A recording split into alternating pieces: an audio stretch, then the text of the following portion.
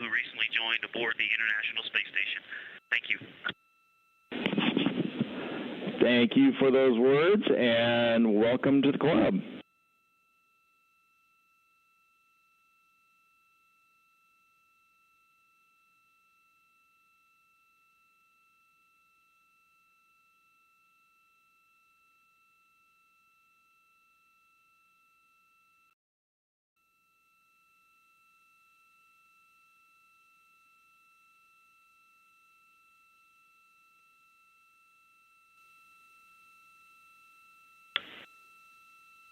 And Houston, question on acoustic monitor.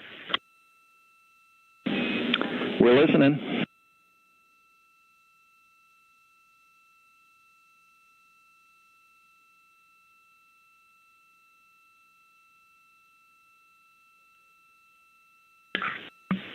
Stan, given that we have the USB charger on board now, I was just going to plug it in instead of using batteries throughout the day. And I was also going to install it at the bottom of the docking tunnel, right behind the Nat Geo microphone. That's pretty central. So instead of putting it on the DUs, it'll be at the bottom of the docking tunnel, yeah, opposite the windows. Copy, checking.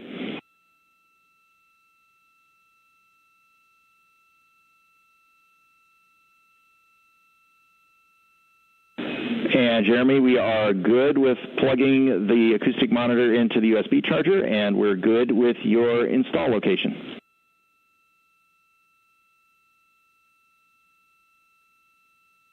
Okay, perfect, thanks. And then at nighttime, if we're doing docking camera tonight, which I suspect we are, then I'll transition it to PCD power.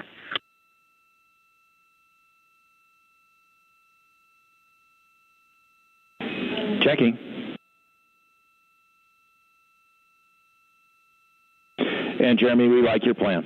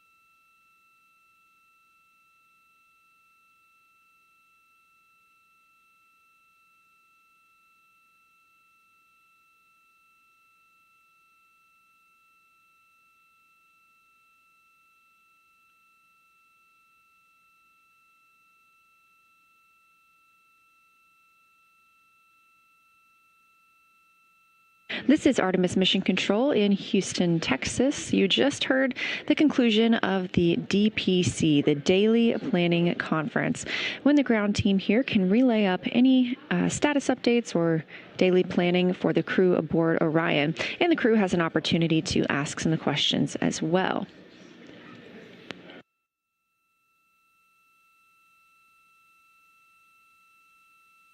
Some of those reports may have sounded very simple or menial, but this is the first flight of humans aboard the Orion spacecraft, and so every single detail, even about normal daily tasks, is very important to this team as they prepare for future Artemis missions to the moon. This crew is truly learning and testing everything aboard the spacecraft to make sure we have good systems and good plans for our future explorers.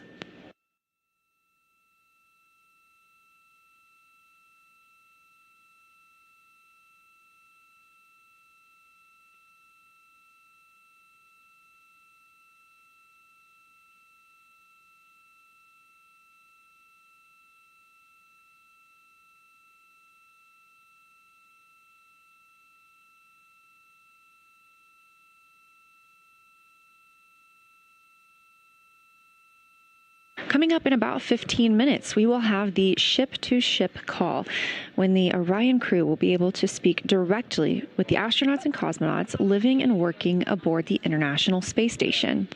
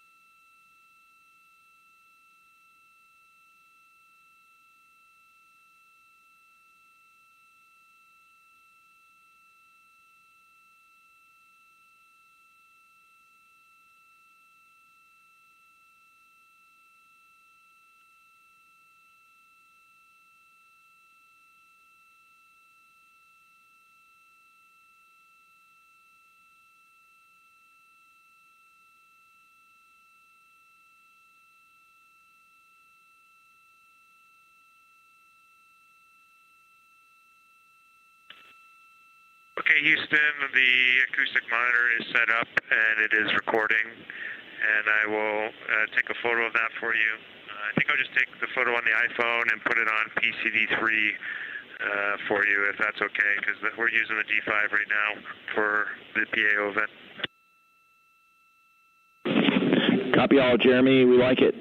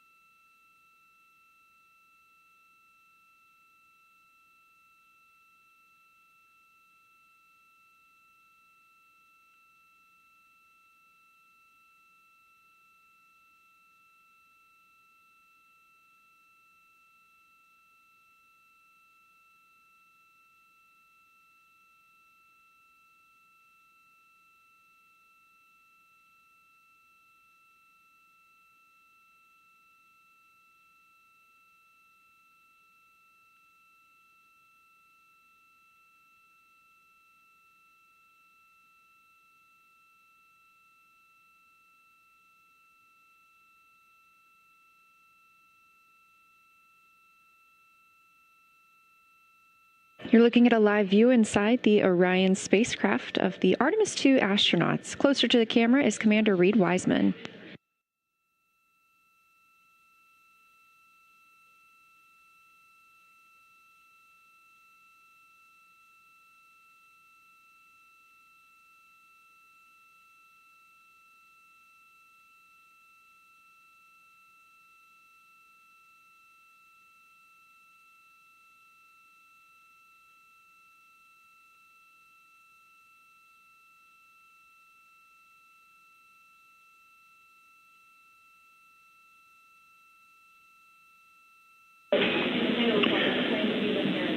And Integrity Houston, just a reminder for the upcoming ship-to-ship call, it's going to be the OE1 microphone, not the handheld.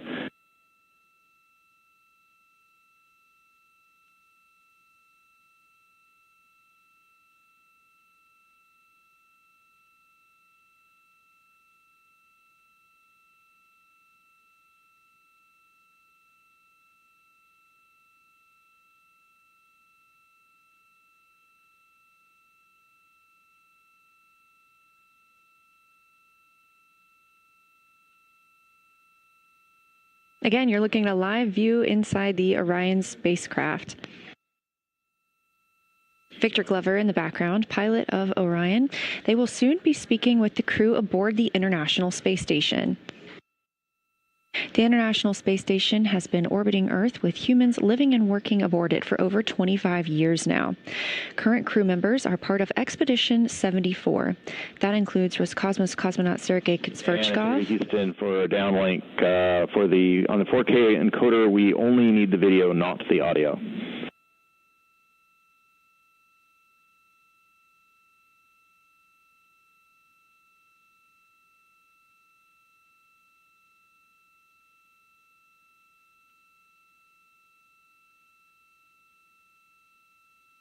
Okay, Sam, thanks for that. We have restarted the stream with audio off, and hopefully you're getting a good image. We copy the audio, and we see a great image.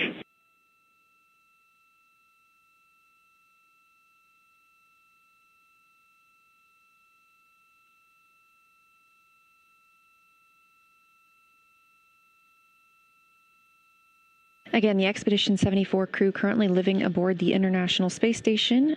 Roscosmos cosmonaut Sergei Kuzverchkov, NASA astronaut Chris Williams, Roscosmos cosmonaut Sergei Mikhaev, NASA astronaut Jessica Meir, NASA astronaut Jack Hathaway, ESA astronaut Sophie Adeno, and Roscosmos cosmonaut Andrei Fedyayev.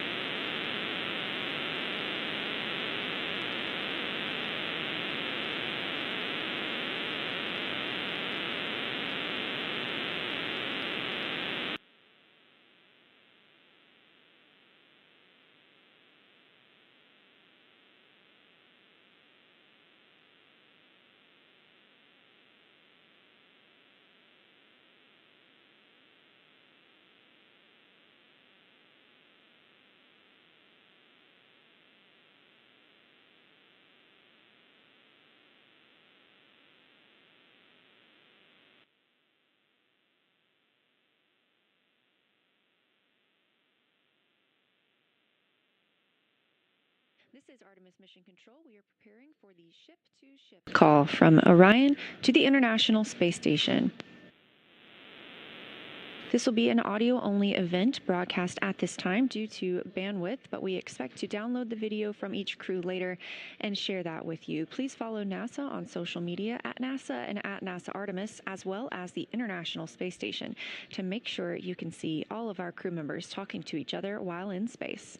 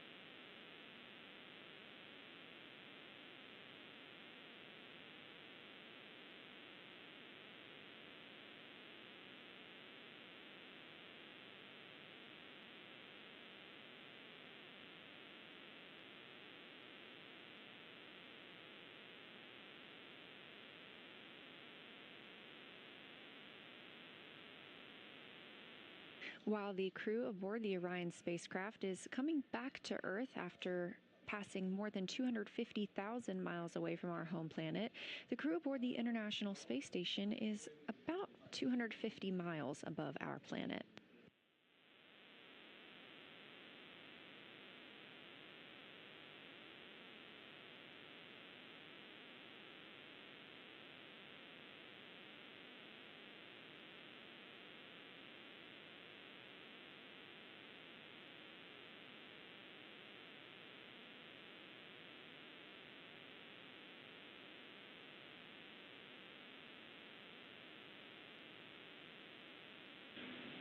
Integrity, this is Houston. Are you ready for the event?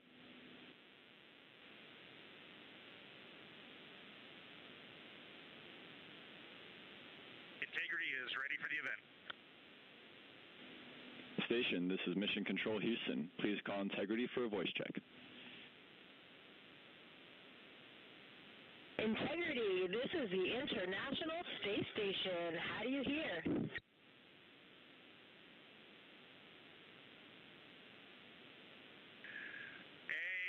Space Station and Jessica, we have you loud and clear. How about us?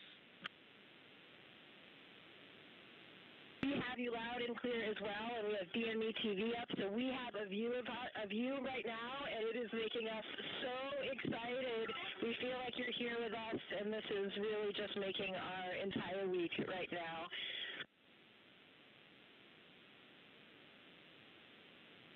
We've been following along and have seen the incredible photos and heard some of your observations that you've been reporting. Jeremy, we have been waiting for this like you can't imagine. Let me go check on our PFD. We are 201,726, now 25 nautical miles from planet Earth, which is just hard to believe. The scales are impossible to believe. And for the run of show this morning, I figured I'll say a quick hi, which I have done. I'll hand the microphone to fellow chump Jeremy. He can say a quick hi, and then we'll let you three A-balls just get on with it. Yeah, it's going to be like a tiny bit of microphone time before the 8-balls get after it. But it's such a pleasure to be spending a little bit of time with our colleagues in space, and we talk so much up here, or we try to anyway, emphasize how important the work is that we're all doing in this program to do the types of things that get us ready to get back on the surface of the moon, and like the administrator was saying yesterday, onto Mars. And so we just appreciate you, and it's fun to be up in space with you at the same time.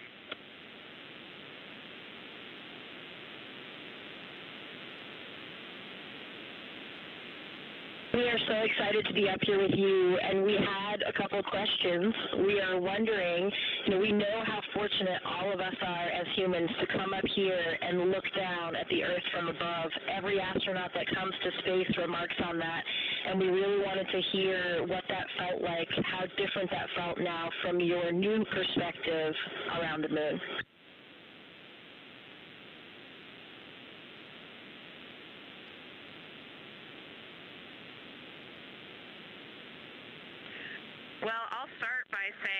do miss the ISS. The views there are awesome, being able to see specific places, being able to see your home specifically.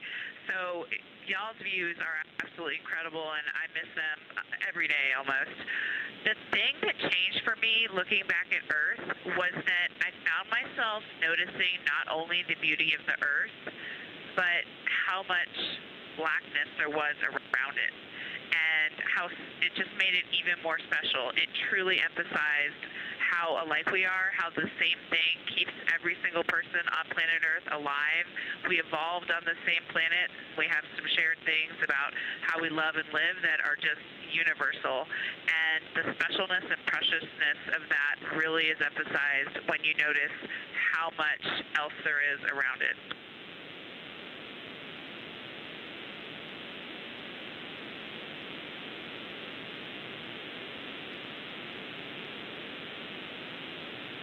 Really amazing to hear. You know, it's been an incredible time getting to be here on station. I know you guys have had a lot of that same experience, and we were super curious. You know, like what you're carrying forward from your time training for and flying on ISS to the moon.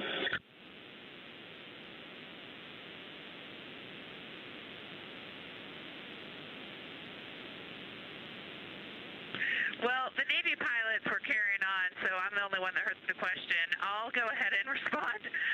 Actually, Chris, it was awesome to watch you and Jessica go out on a spacewalk. I was lucky enough to sit console for your suit up, and I was just filled with pride, but it also really reinstilled in me those flight operations principles that we live by in a real-time, high dynamic, and risky environment. So having that kind of impressed in my mind right before this flight was huge. And basically every single thing that we learned on ISS is up here. And then, of course, there's the funny and practical, how to eat, how to do silly things with water, how to flip around. We're bringing that with us, too. And I just got to add, C-Dub, right before you launched, you said you can't wait to talk to us on the space to ground, and it is happening, brother. I cannot believe it. Face to face, we said. Yeah, I can't believe it. I mean, I remember having coffee and sitting with you guys just before I left to fly up here, and it's just so awesome being able to talk to you right now. It's such a special opportunity.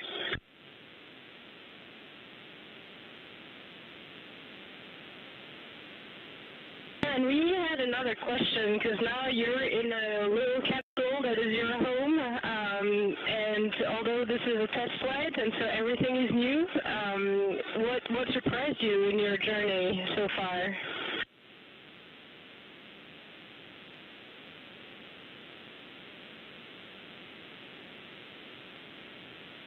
We know that Weed really likes it up there. It's really great to hear your voice up here. I can't tell you how fun this event is for us. I hope you guys are enjoying this as much as we are. I don't mean to give you such a short answer, but I can truly say everything. From the core stage ignition and solids lighting to getting into a new orbit, even right after 8 minutes of boosting on the core stage, to then the translunar injection, to flying by the moon. This entire journey has been interesting, but also applying some of the lessons from station in a much smaller volume, how we move around and eat.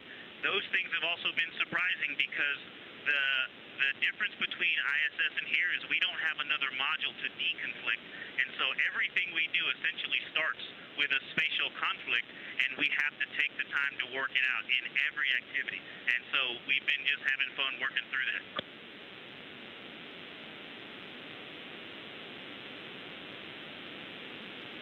Thank you so much, Victor. That was such a good answer. We laughed all here hearing your answer. Thank you so much.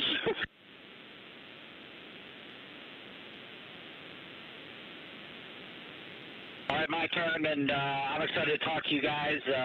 It's been awesome up here.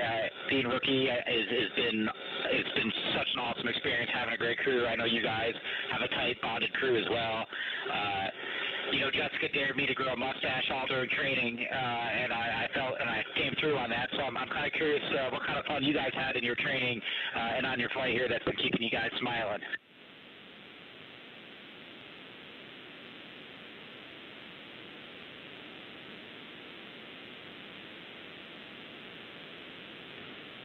I just had a process escape on my water training up here, and I left the PWD valve open a little bit too long. Now, I will say, I'm not the only one to have done this, but I do have the record so far for the largest process escape on the water training failures.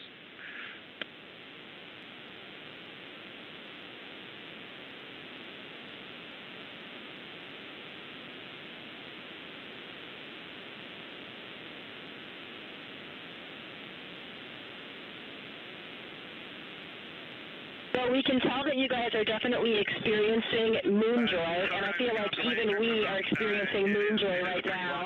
I think this also sounds like a great band name, so we can't wait for you to drop your first album. I got a question for you, but the quick story I wanted to tell you is you were asking like what it's like here compared to International Space Station, and I'm just going to relate a very quick funny story. Heading into our translunar injection burn, we're coming out of 38,000 miles, coming down to a 100-mile perigee to do that burn, and when we were about 5,000 or 6,000 miles up from the Earth, looking at the entire Earth just growing rapidly in the window, Jeremy turns around to us and goes, "I'm not sure. I think we're going to run right into it." And we were all dying laughing. And it was the most fascinating thing to watch that Earth grow. And we actually ended up TLIing on the upper half of the Earth, and we thought we were going to TLI on the bottom half of the Earth. Like, that is the perspective we had. And then the vehicle reoriented, and we went.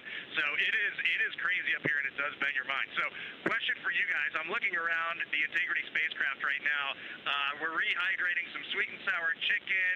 We've got some Kona wet cream. We've got some butternut cookies. I'm sorry, butternut squash and spicy green beans. So it's all the same food. We want to know, what are you eating, and we're going to mirror you today. So I had spicy green beans for lunch, and I've been loving seeing all of the things about you guys having the same food. It's fantastic. I had a mango salad this morning. I think you have this on board too. Oh, Nana, I know you love that mango salad just like I do. Yep, there's a mango salad on the deck right now.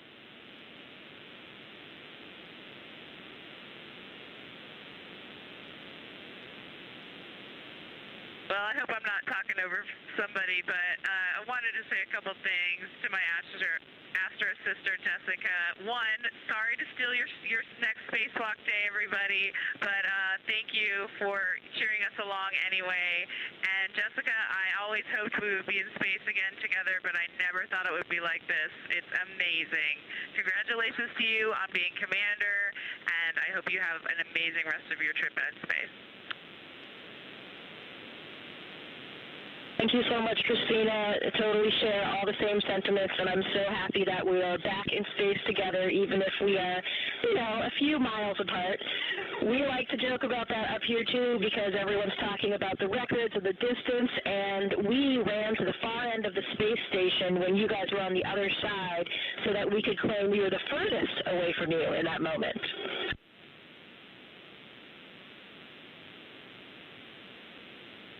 Love all four of you so much. We were doing the same shenanigans here when we got to the furthest point from the moon. I tried to get to the furthest point from Earth. I tried to get to the furthest point in the spacecraft, and my crewmates were clawing me down. And I know that's a joke.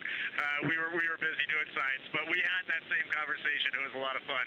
I don't know how much longer we have here, but from the 4 members of the spacecraft Integrity, we really want to just say our deepest appreciation to the 7 members of the International Space Station, and this has been a true treat.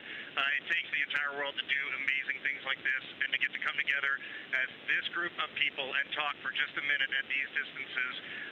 We are all off the planet Earth right now, and we're all going to go home to that planet, and that is a very special thing. So thank you all for tying in.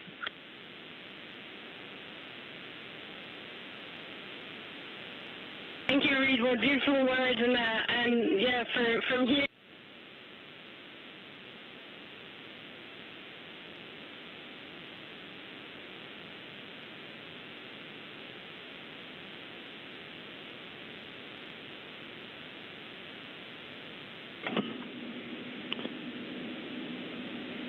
And Integrity Houston, ISS is doing a teacher's handover. They'll be back with you shortly.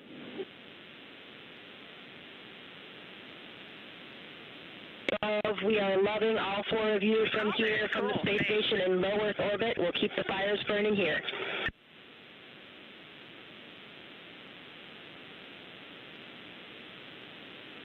And we'll keep carrying the fire. Thanks, guys.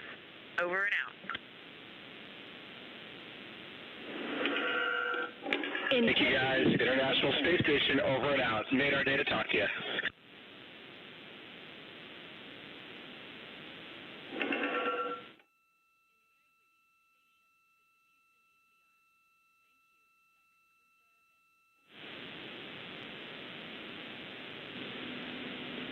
Thank you to all participants. Integrity in station. We're now resuming operational audio communications.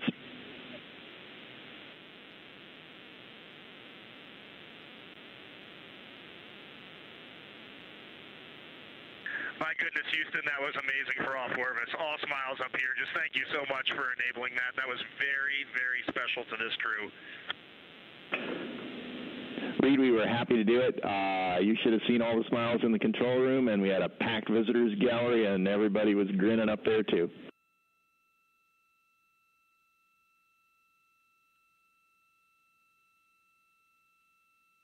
Man, Stan, that just made us all cheer up here as well. That is just such a cool thing for the agency, the nation, and the world. What a neat moment. And here we are experiencing it.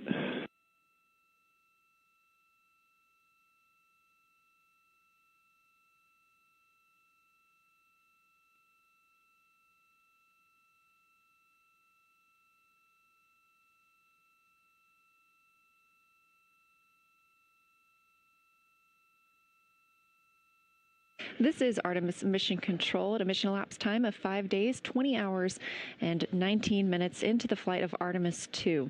You just heard the voices of the Artemis 2 crew and the crew aboard the International Space Station speaking with each other while both are in space. A ship-to-ship call. We are excited to share that video and audio with you later on today. You can find that on NASA's social media.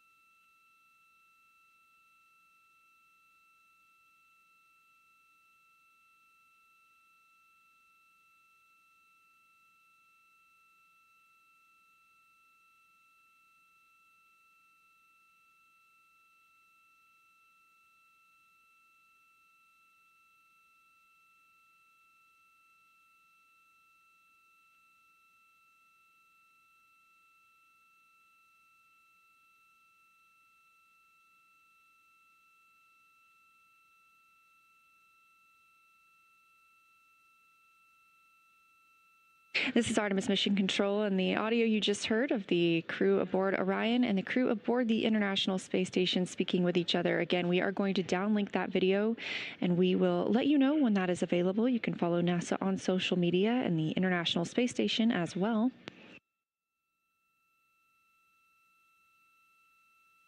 We can't promise a time frame when we'll have that video down for you to enjoy, but once we do, it will be fantastic.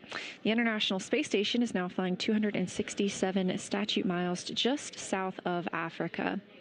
Meanwhile, the Artemis 2 crew is flying 231,793 miles away from Earth.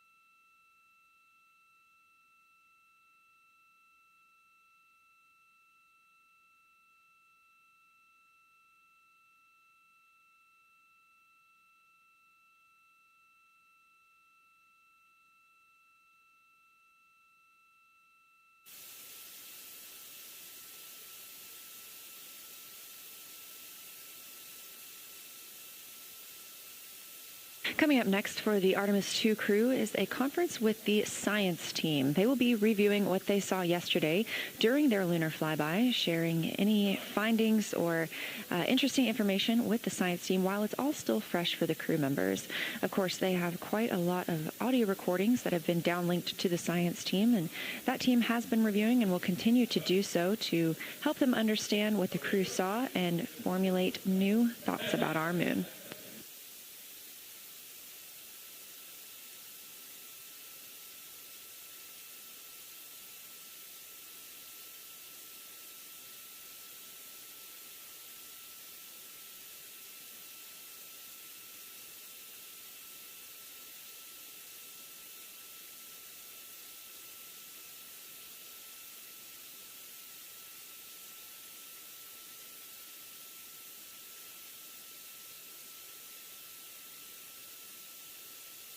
During the crew's post-lunar flyby conference with the science team, you'll hear them speaking with Dr. Kelsey Young. You heard Kelsey's voice quite a lot yesterday as she was communicating with the crew aboard Orion Integrity. She and her team in the science evaluation room were helping determine even what some of the features were that the crew members were seeing but couldn't quite identify.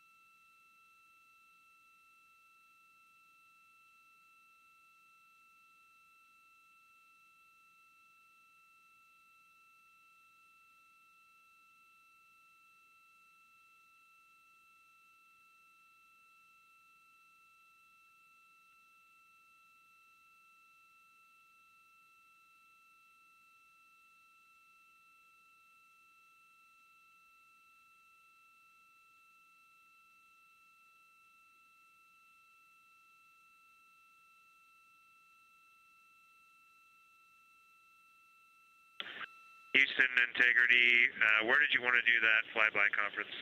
On OE1 or OE2? Jeremy, around Earth 1, please, and Kelsey standing by.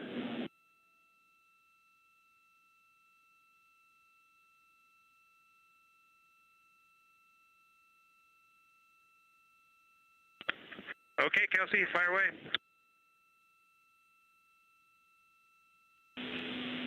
Integrity Science, I have to start with a giant wow. Our whole lunar science team and the broader science community has been pouring out positive feedback and gratitude, so know that what you did yesterday really made a difference scientifically. Also want to say the science team has confirmed the locations of the proposed Integrity and Carroll craters, and it was such a powerful moment here for everybody listening and following along. And then also, just before I dive into the list of questions, questions. We heard both Christina and Victor yesterday commenting that being able to discuss with each other amongst your crew, taking things from observation to inference to hypotheses, really added scientific value, and so we'd love to build on that here. So we'll ask specific questions for you guys, but please treat it like a discussion as we heard you yesterday that enhanced value. When you're ready, I'll dive into our questions.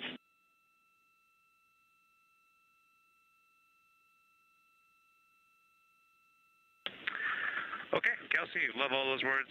Your plan sounds good. The one thing I wanted to ask you about today during this was I did not record at all where we saw the impact flashes yesterday, so I was thinking maybe I should do that. And if I mean, it's very, very, very rough, so I don't know if that's of any value or not, but if Reed and I can record a rough position in OneNote, do you want to get them off the PCDs, or you just get them when we land? What do you want to do with that? Can you read my mind? This was exactly the first question on our list. So I'll actually just jump right in, and I think I'll answer your question.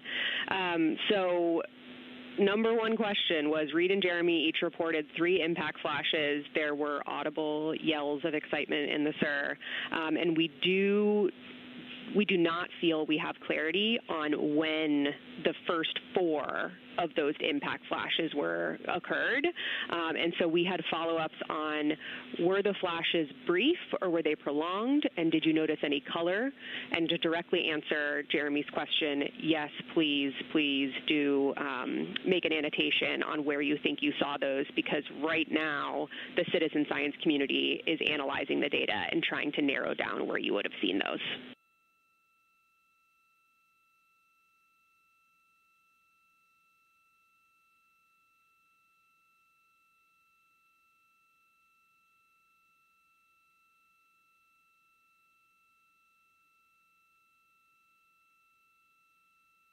Okay, Kelsey, I was just comparing notes with Reed here. We both experienced the same thing. It's a pinprick of light. I would suspect there were a lot more of them.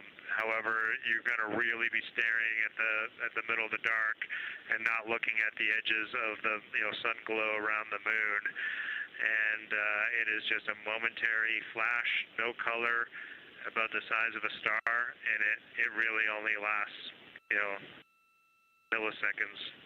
Half a second at most. That's great feedback, Jeremy. Did want to also talk relatedly about any kind of galactic ray flashes you may have experienced. So have any of you guys experienced flashes in your eyes during the mission related to galactic rays, either like while working or sleeping, just to try to speak to the difference between those and what you saw yesterday?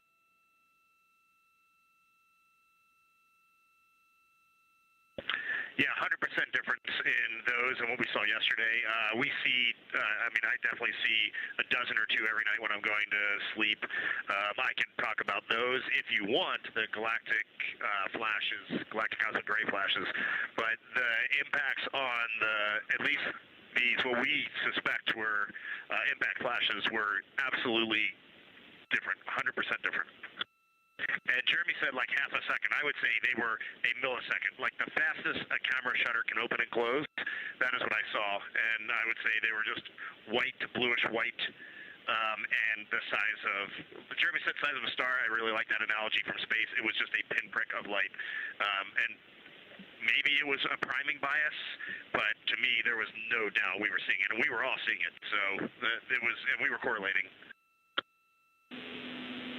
Great stuff, Reed. Yeah, don't need the description of the galactic ray flashes. So I guess last question for you guys on that. We definitely want that annotation. Please let us know when you have that, and we'll try to downlink it in flight. But when during the period did you see them? Because I think we heard from you like 20 minutes in that you had already seen a couple. So any timing granularity you can provide would help us find evidence from those from the ground and from LRO.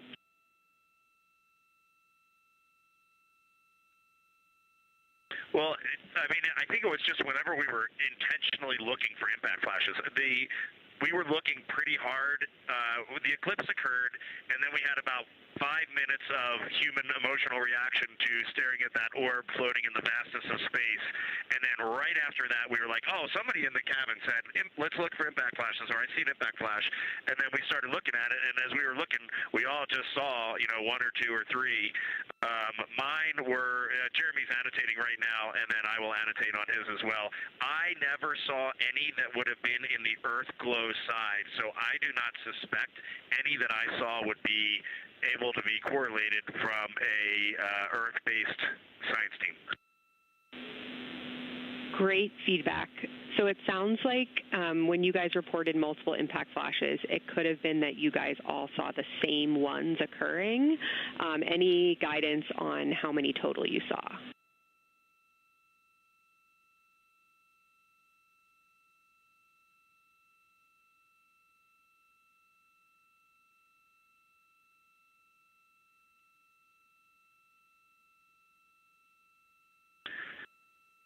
Yeah, we didn't necessarily announce everyone out into the cabin, though. Reed and I saw 2 identical ones. He saw one before mine, and then I know I saw another one after that. So we'll try and give you the annotation and what order they came in. But just remember, this is just very rough. That's great. Moving on, a question for Christina and any others that observed something similar. Christina suggested there may have been possible lofted dust just prior to Earthrise. Can you describe what you saw just before the Earth popped out from behind the moon? And any other crew, did you witness anything similar to what Christina is about to describe?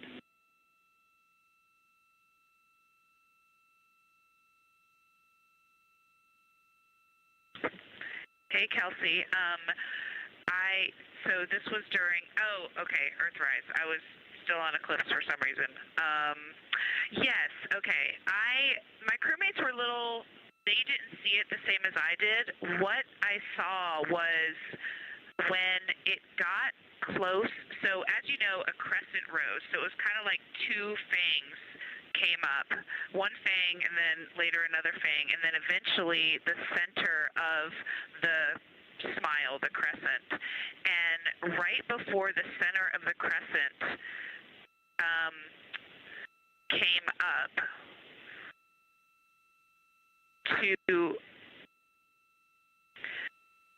right before the crescent was there was when I thought I saw something. That's a very evocative description, Christina. Thanks. You noticed it was gray. You kind of highlighted a gray color. Did it, what was the thickness of it above the surface of the moon? And anything else you can describe about what made you think it was lofted dust?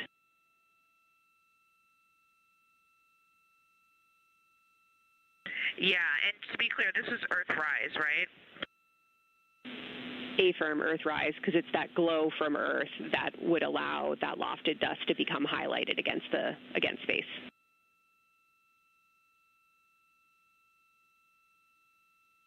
Yeah, I was just making sure it wasn't right after Earth set, if that might also be a time, because the picture I'm building in my mind, I just want to make sure I'm not creating false memories.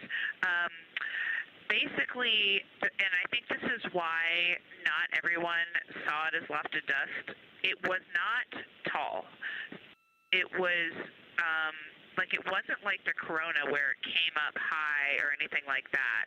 It was just a slightly different gray color right before it rose.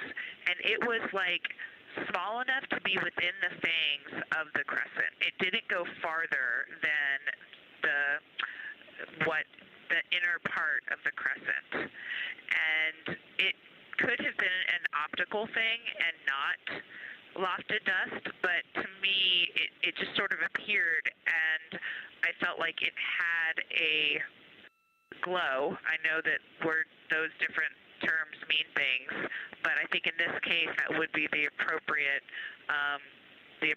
thing there, that it was potentially, in my mind, the sunlight reflecting off of the Earth and creating a little glow right before the brightest part of the crescent came over the horizon.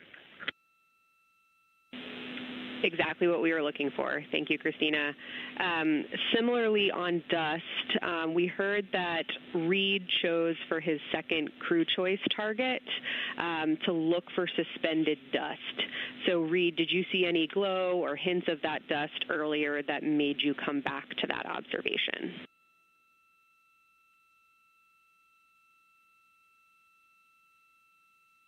Negative. Just really wanted to see some, and I saw none. Understood. Okay, for Christina and Victor, during Earth set, we heard you say that the Earth was so bright it made the moon look dark. So you all had the Earth in view during the majority of your flyby. Did you notice any time when the brightness of Earth began to change your view of the moon's brightness? And can you describe how your perception of the moon's color changed as the Earth came closer to the moon?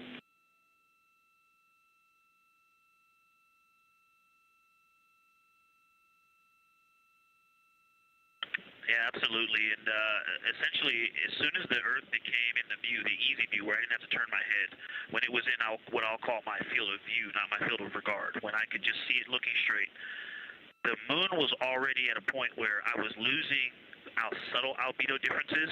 I think it's the angle of incidence. The angle, the sun to the moon didn't change much, but we moved to the side, so we were seeing a different angle, and the color was less apparent. Orion had also rotated really close to the limb, so a lot of the features that I was looking at were moving away, but I think the change in lighting was due to the angle of incidence, but then when the Earth became apparent, its brightness, it was so bright. It looked out of place. The gray of the moon and the black of space kind of seemed to go together, but then more in the dull sense, but then the vividness and brightness, like the difference between an LED display and a painting, right? You can just do things with light that you can't do with paint colors. The Earth looked out of place, and it just continued to dim the albedo and color that was earlier apparent in the moon. I'm passing to Christina. You saw me nodding vigorously back here. That wasn't just my fantastic listening skills. I was nodding to make sure. Oh, we're not on video. This whole time I've been putting on a show. I was nodding, now you know, because I agreed with everything he said. I'll add a couple thoughts that popped into my mind, which was, I think I made the comment that the moon turned into a sponge of light. In my mind, before the Earth came into view, the moon actually was reflecting light, and it was lit up. As soon as the Earth got close enough to be in my field of view to take them both in at the same time, exactly what Victor said, it dulled, it turned into a sponge. It's almost like it went matte, like a matte finish. And for me, so that's brightness and albedo. It also, I would say for me, got like a browner taupe color, like almost an olivey brown, kind of like the boys' pants, not like my pants, but like these pants. And whereas before, I would have said it was more like electric gray in its grayer areas. So for me, it turned more brown, but a very matte brown. I'm going to stop there. There's one more comment I'll make about when it was very close, just in case it's interesting. Absolutely. We take that observation. The only other thing I wanted to add to that is not scientific on lunar observations, but I think that I know myself in particular, but probably we all underestimated the amount of impact of sunlight and Earth glow on cabin windows, on glare on the window structure, window frame, on the heat shield tiles coming across the cabin. That was a pretty large impact, Kelsey. That stuck up to us here on the ground as well, Reed, and we were hearing the struggles that all those different expected illumination sources provide, but unexpected in the impact that they had. Speaking of things that had an impact on observations, Victor, we heard during your sit rep when you were in the docking window that having that orange Kapton tape in your field of view affected your color observations. That was fascinating and has a lot of impact for future Artemis Artemis missions and hardware and impacts on color. So any other comment you want to make on how your ability to perceive color on the surface was influenced or limited by other objects of color in your view? We're interested here in color rather than brightness.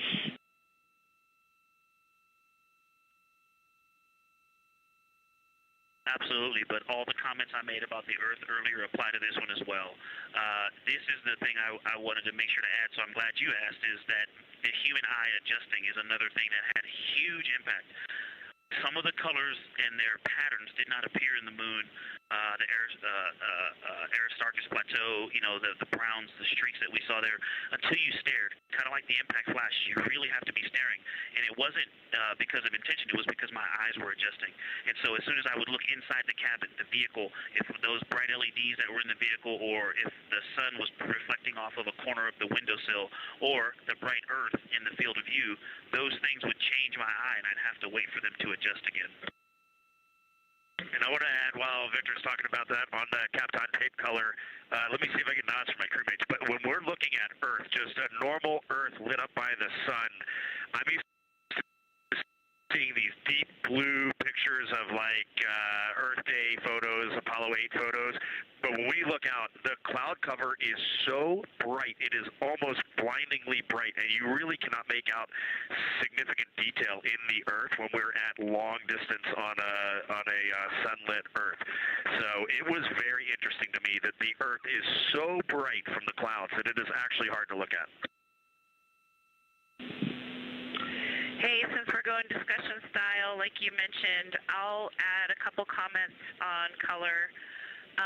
I didn't notice color changing my view, except maybe, like Victor said, I didn't realize it when I looked down at the PCD and back, because I do think there was a time scale there where you saw things a little differently if you just stared for a long time. And sometimes even staring out into the blackness to kind of reset and come back. So I think that is a note. We were very much reliant on PCDs for instruction, but that did cause our eyes to constantly refresh on those colors. I didn't notice necessarily a color difference, but just like a quality of observation, maybe like he was saying, like the details or the contrast. So it might have even been a night vision thing. Yeah, that's all I'll say on that. I did want to mention that when we were getting the really, really high amount of light into the windows, even the shrouded windows from the sun, the reflection on things behind the observer that are in the cabin was really strong on the window. So there's some high albedo things behind our heads, like there's a white bar, the abort sticker on the RHC, some other metal things, like we have some white bungees. I was trying to observe the dark side of the moon during the Earth set, while the Earth was behind it, and I ended up asking Reed to give me some black T-shirts, and we covered all of that stuff so that the reflection was just less in the glass, and it worked so well. It basically made observing for impact flashes possible, whereas it wouldn't have been otherwise. So that's a good tip, and I would even recommend, like maybe as part of your stuff, if you have this in the future, like a black room, a dark room cloth or something to lay behind the observers. Finally, back on the question of moon color change during Earth set, the other thing that that happened, which was kind of, I think, just more in the category of like a mirage or something, even though I recognize there's no atmosphere around the moon that would cause the same things as mirages on Earth. There was definitely an effect, like when the Earth actually set, of like when it first touched the moon, it was like your eyes didn't know what to do at that boundary, and it kind of just created a lot of light in that spot. Once it got below that tangent first touch, then it got more normal, and I was able to just see the Earth and see the moon and see their contact. That's all for me. Anybody else on this question?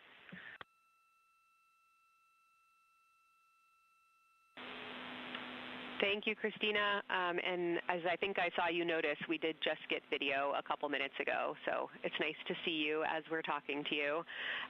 Next question is for all of you. Ohm crater was observed by all four of you, and we're interested in whether your different viewing angles resulted in how you observed Ohm. Jeremy and Reed saw it first. Were you able to see the ejecta rays, the central peak? And then Christina and Victor, you were next, and you observed Ohm later in the past. Could you resolve similar or different features than what you're about to hear from Jeremy and Reed?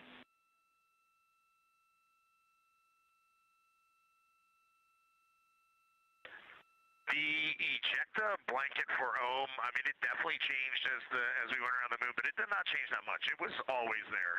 It was always fairly apparent. What is more apparent than the ejecta is the brownish gray, darker area that makes the 12 o'clock to 3 o'clock cut of the pie shape. Like that was always very apparent, and the ejecta rays just made that contrast much more apparent. But overall, Ohm did not change drastically as we went around the moon, unlike Orión, which drastically changed as we went around the moon. And I'll keep going there. And I'm kind of going to read this question, but it was later on in the orbit that I noticed the ray of Ohm, like the primary ray of Ohm that comes out of roughly the 3 o'clock position, was on the mare.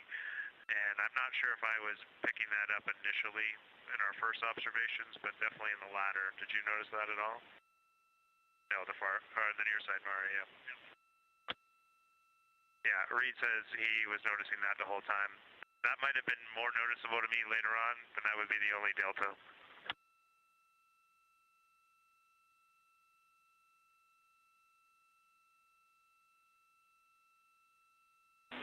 Understood, Reed and Jeremy. Curious to hear Victor and Christina's thoughts after hearing you guys. For the later observation, I was able to see into the crater wall on the east side, and the shadowing there was actually neat, so I could see layers of shadow, so that there's kind of like two faces, or maybe three. I couldn't tell because we were so far away, but I could clearly see light, then dark, then light, and so the layering within the interior crater wall on the eastern side.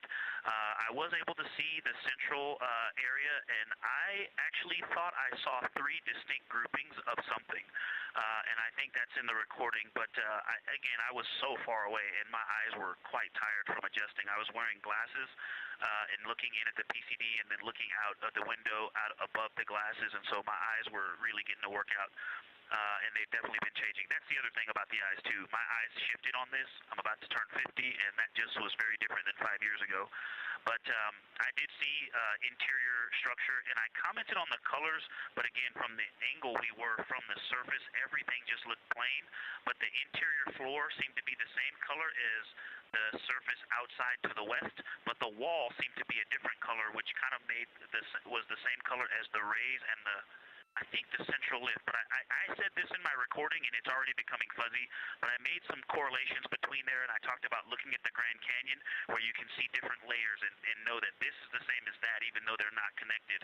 I think the interior, the floor, and the wall maybe had different color or albedo, and I don't remember which one I said in the recording.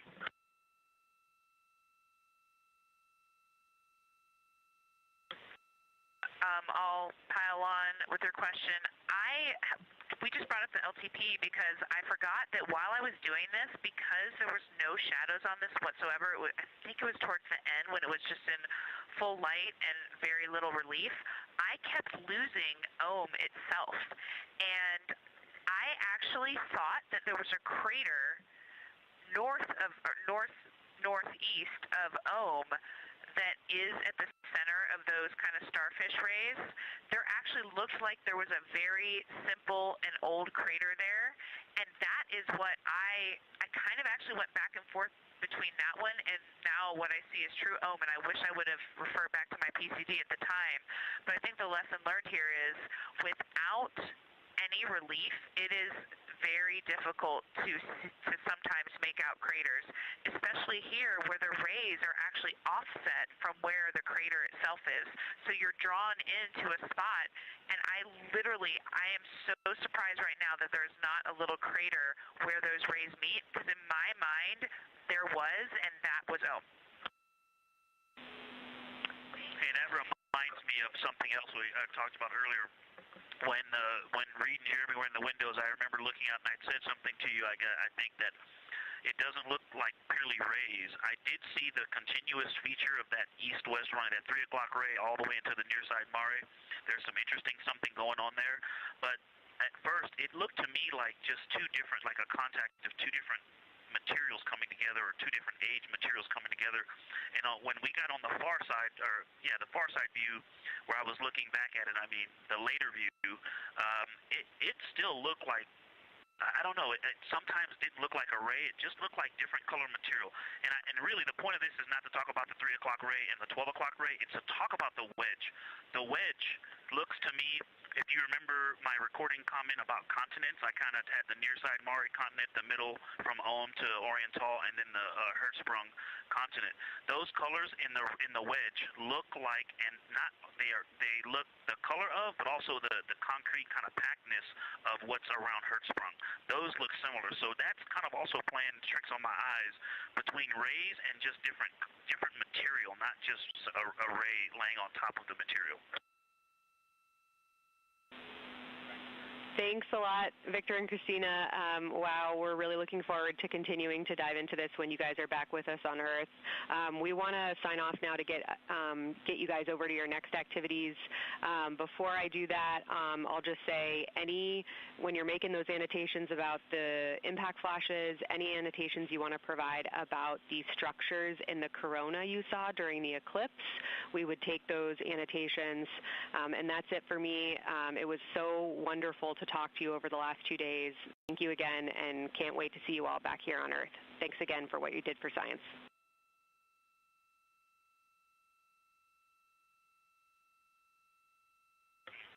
You guys did an extraordinary job of preparing us. We really appreciate you. Can't wait to talk more about this. This was too short. For the sunset recording, if you're looking for that, it's on PCD3, and the file name is recording, open bracket, 13, close bracket. Copy all, Integrity. Science is over and out.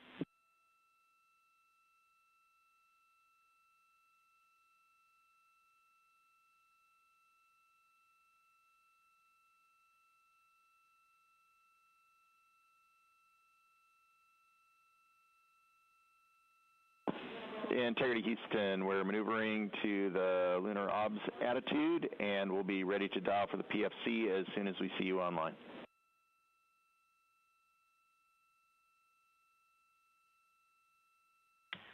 We copy, and can you say window for science pictures? We're a little PCD limited. Checking.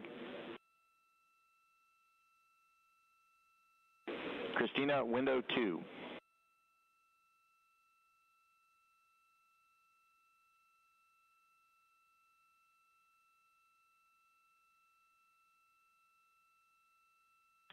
Copy, we see it coming into view. You guys look gorgeous.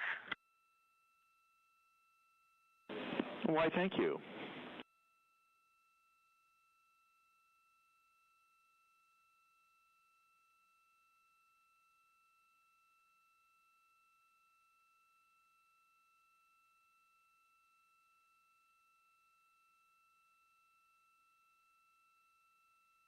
This is Artemis Mission Control. You just heard Dr. Kelsey Young, Artemis Science Flight Operations Lead, speaking with the crew aboard the Integrity spacecraft, Orion.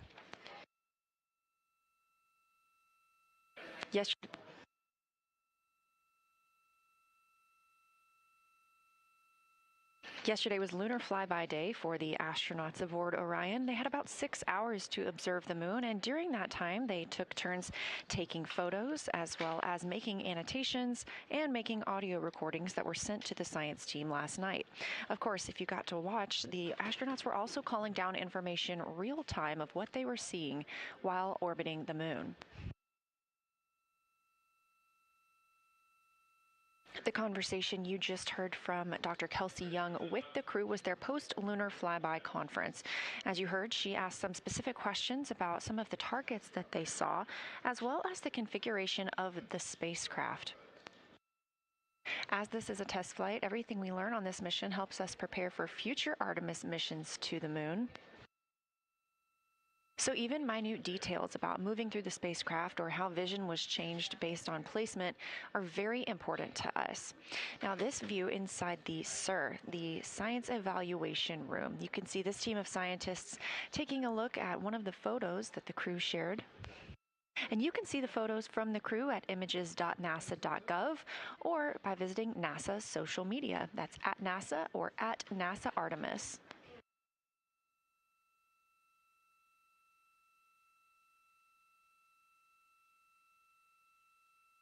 During the flyby yesterday, the crew became some of the first humans to see portions of the moon that had never been seen before by human eyes.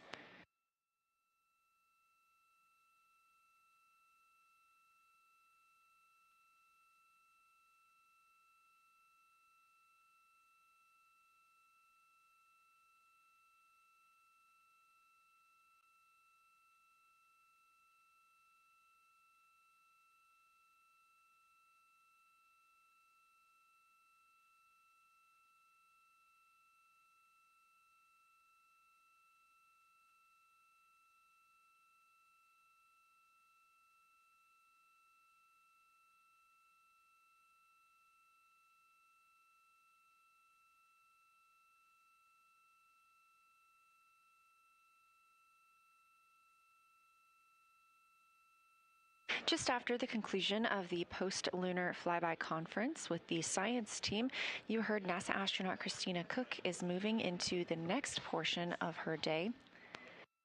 That would be opportunistic science imaging. She's going to be taking some pictures of the Earth from outside the windows of Orion.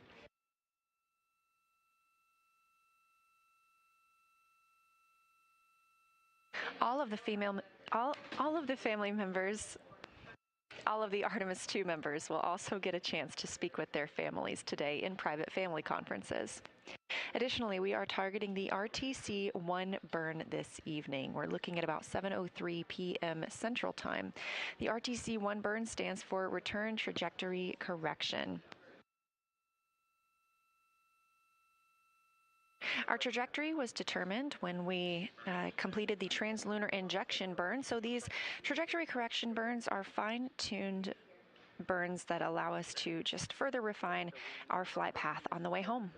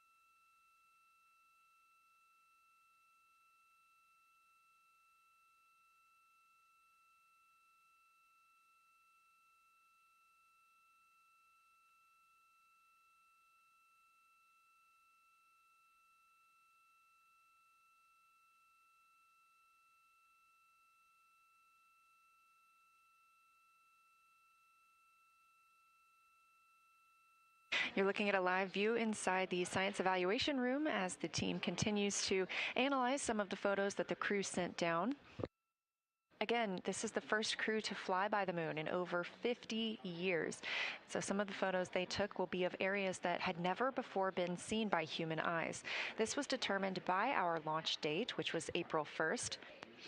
The crew additionally became the first people to see a solar eclipse from the other side of the moon. We got some live views of that real time as well. It was pretty incredible to see the corona of the sun coming around the side of the moon.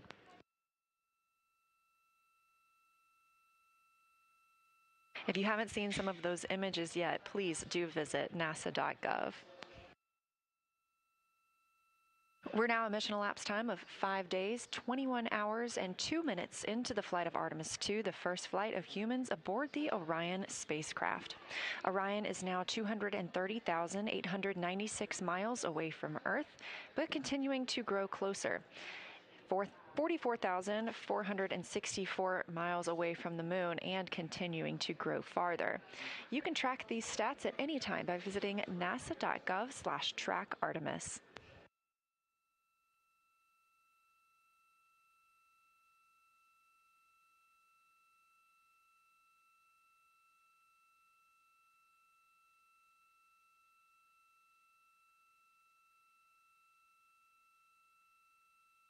Earlier today, Orion exited the sphere of influence from the moon this morning.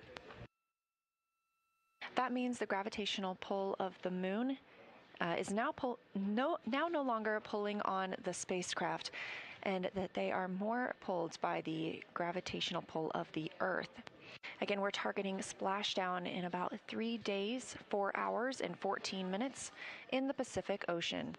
Our coverage remains live 24/7, all the way until... The moon gets small quick when you're leaving it. Wow. Moon and Earth are just about the same size. We saw the Earth for a minute. Now Christina's looking at the moon. Pretty awesome. We copy. Thanks for the report.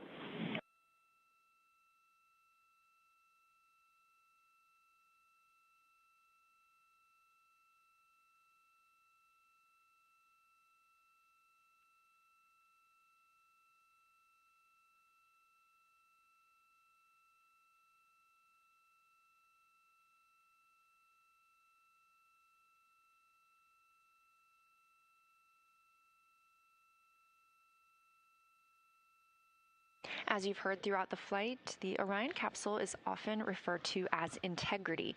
This is a name given to the spacecraft by the Artemis II crew members and announced last year. The crew reports that the name Integrity embodies the foundation of trust, respect, candor, and humility across the crew and the many engineers, technicians, scientists, planners, and dreamers required for mission success. And that this name is also a nod to the extensive integrated effort from the more than 300,000 spacecraft components to the thousands of people across the world that must come together to venture to the moon and back, inspire the world, and set the course for a long-term presence at the moon.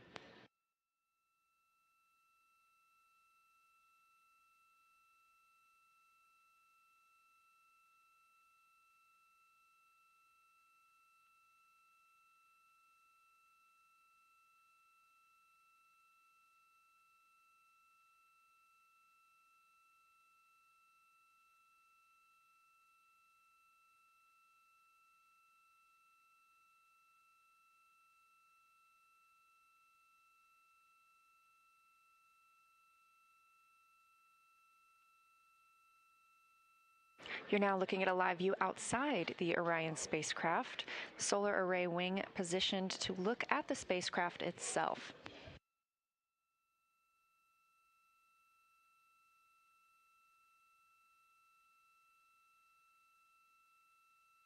The command module of Orion, that shiny part, is approximately 330 feet cubic feet habitable volume. So the interior living space for the crew is about the size of 2 minivans. And that's about 60% more cubic volume than the crew members had during the Apollo missions. As previously mentioned, this spacecraft is made from more than 300,000 components. And to be specific, 355,056 individual parts compose this vehicle.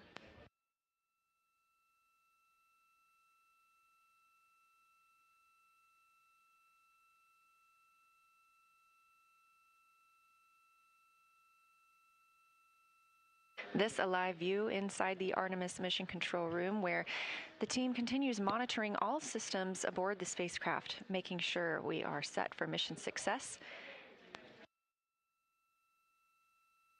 This room is also staffed and monitored 24/7.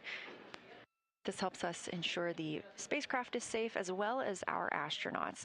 And just down the hall, we have the International Space Station Flight Control Room, another flight control room staffed 24/7 to maintain all systems and safety for the crew living and working aboard our orbiting laboratory.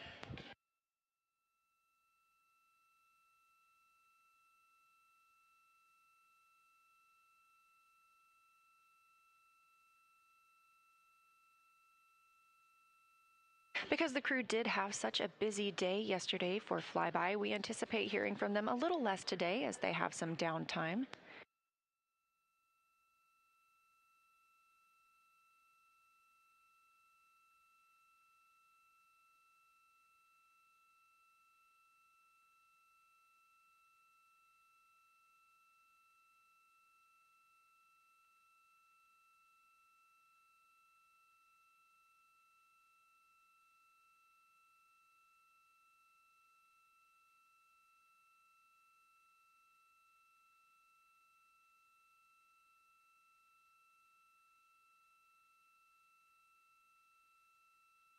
Even though they are potentially in an off day, each astronaut dedicates 30 minutes every day to exercise.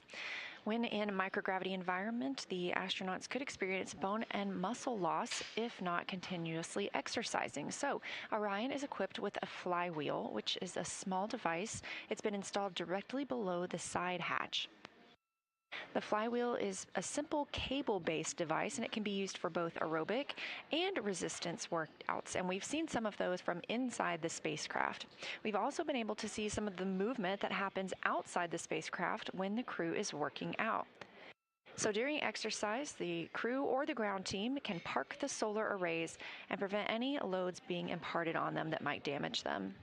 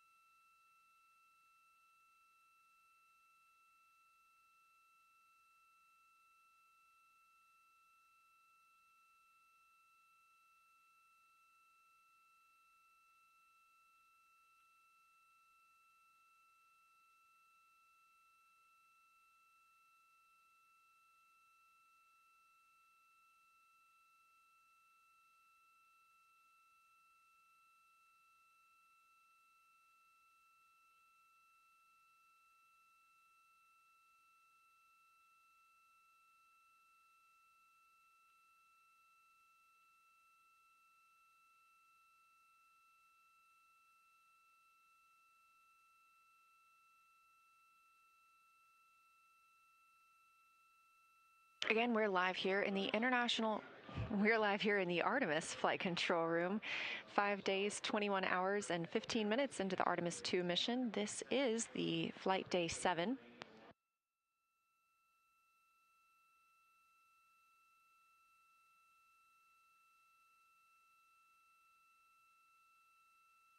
And again, this is a little bit of a quieter day now that we have had the ship-to-ship call with the International Space Station and the post-lunar flyby conference with the science team.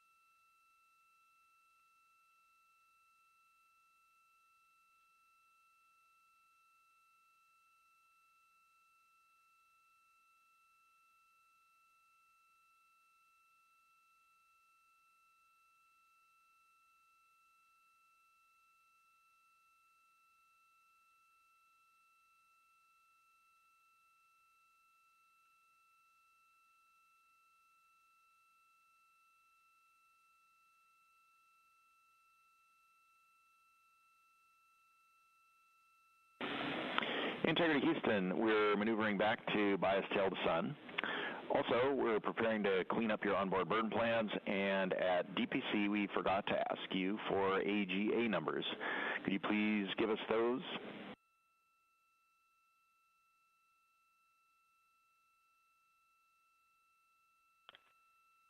Okay, Stan. AJ just came on, as you heard. Give us 5 minutes. We'll give you a reading, and we copy the other remarks. All good? Roger.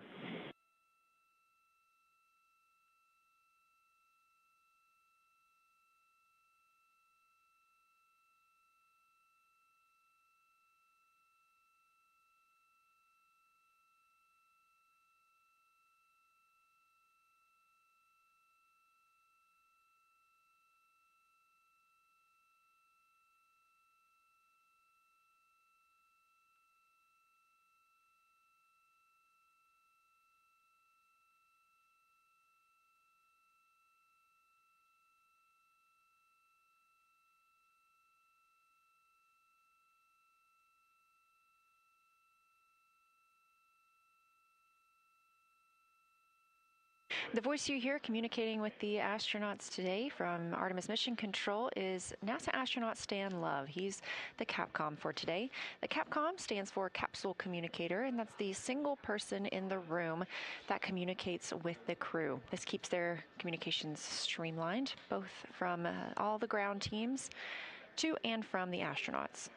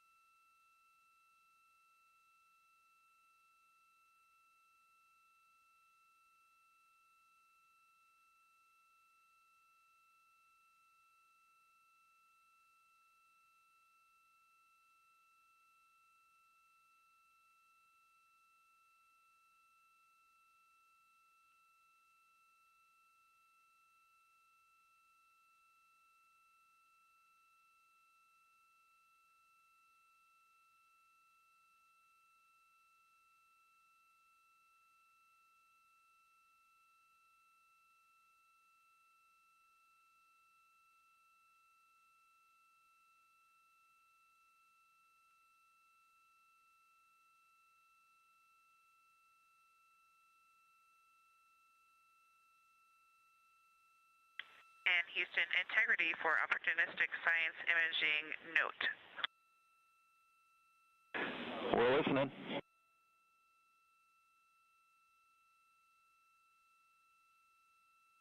Yeah, just wanted to mention that towards the end of of that opportunity. I'm not sure if it was after the maneuver started or just before it started, but the sun was out the window that I was observing on, and I went to go look for the moon to take more pictures of it after kind of pulling my vision away to look at the lunar targeting package. And when I put the camera back out, I ended up pointing it directly at the sun for a second.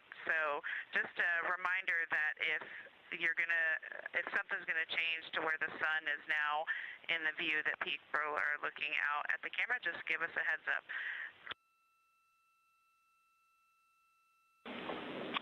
We will do that. Thanks for that information. On another topic, your new state vector is on board.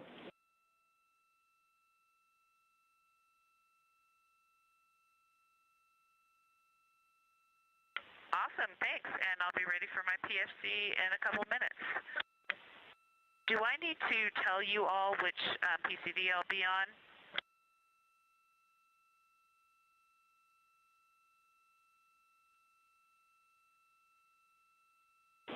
And Christina, no, we don't need to know which PCD you're on.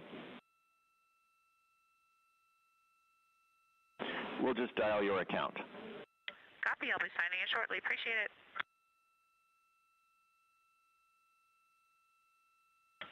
Okay, got it. Thank you.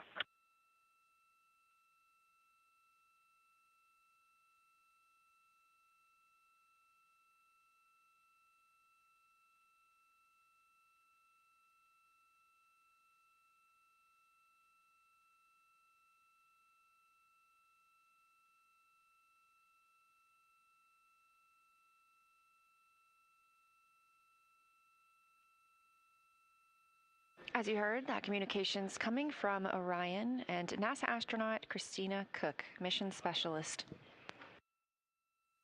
She had an opportunity to do some opportunistic science when the spacecraft's attitude was pointed to allow her to see Earth and the Moon at separate times.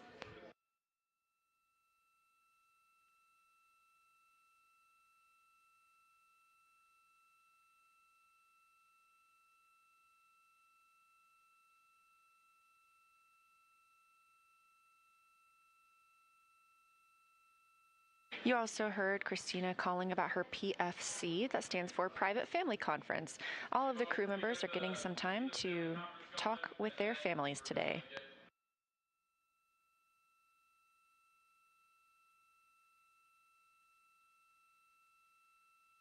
Meanwhile, NASA astronaut Victor Glover is scheduled to conduct some aerobic exercise on the flywheel. Teams here are sending commands to park the solar arrays in safe harbor. That prevents any loads being imparted on them while the crew is exercising.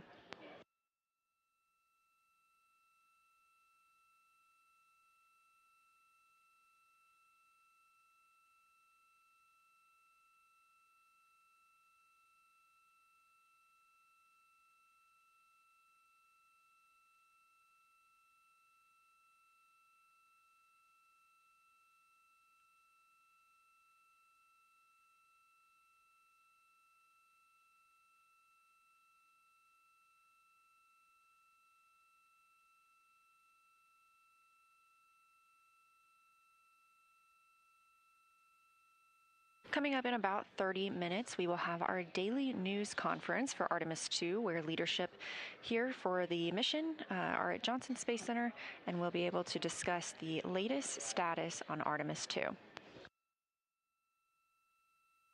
Again, that's coming up at 4:30 p.m. Eastern, 3:30 Central. That'll be broadcast on this stream on NASA's YouTube, but we will still have our clean feed on the separate YouTube stream. Once that status briefing is over, you can come right back to this feed or just stay right here and we will continue coverage from inside Mission Control Houston.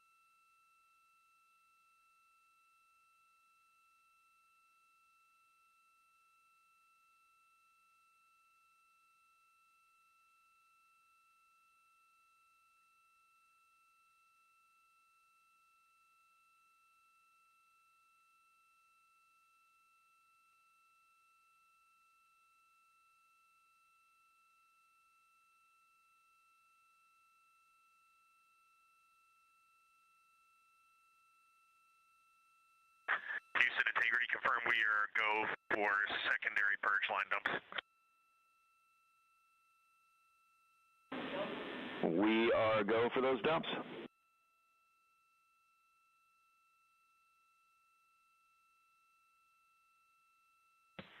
Can you remind me again, Stan, when we have to stand down from them today?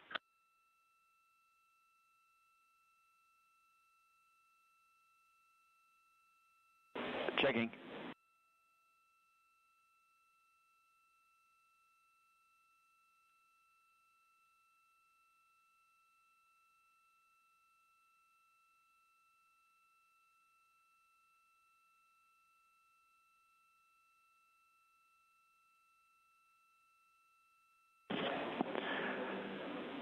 And Reed, we'd like you to stand down from CCU dumps between MET 3 hours and MET 5 hours 30 minutes, except for the scheduled dump on Victor's timeline at 3:10.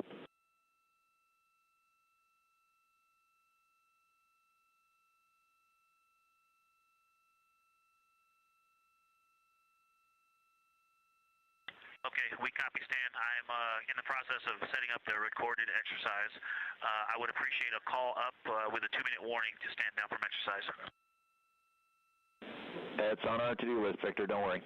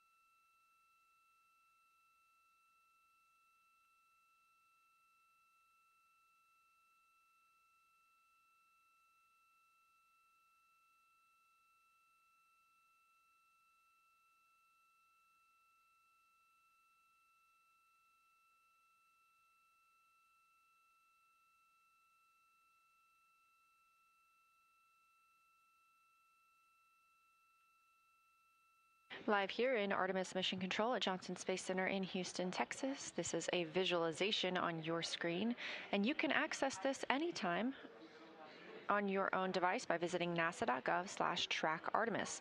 This is called ARROW, the Artemis Real-Time Orbit website.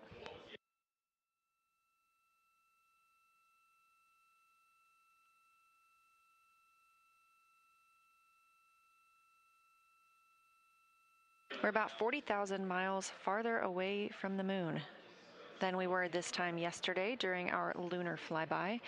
And if you have not seen some of the pictures coming down, please do check out NASA's social media. They are absolutely phenomenal.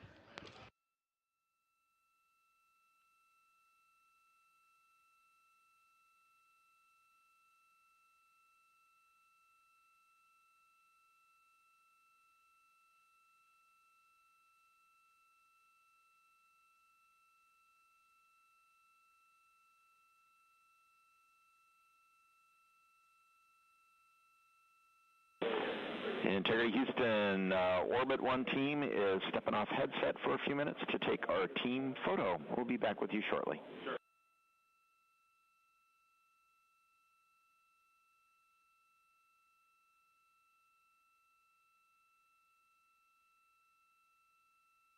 Sounds great, Stan. Enjoy that and savor that moment. Please savor that moment. What an exceptional time.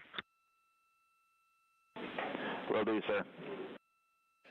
Those communications coming from Capcom and NASA astronaut Stan Love to the crew aboard Orion. The Orbit 1 team is monitoring the consoles here in Mission Control Houston, led currently by NASA Flight Director Jeff Radigan.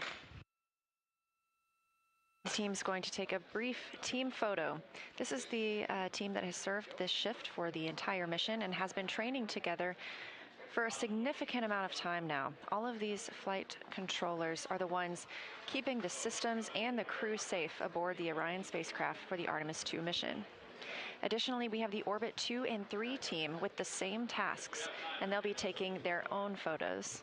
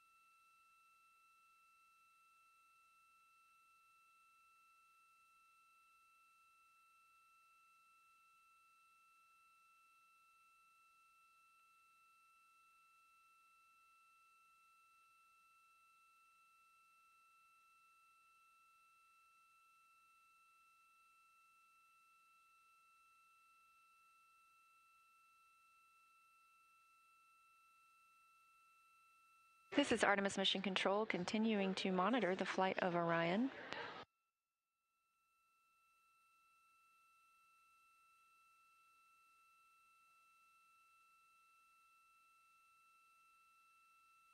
We are now 5 days, 21 hours, and 36 minutes into the Artemis II mission, the first flight of humans aboard Orion.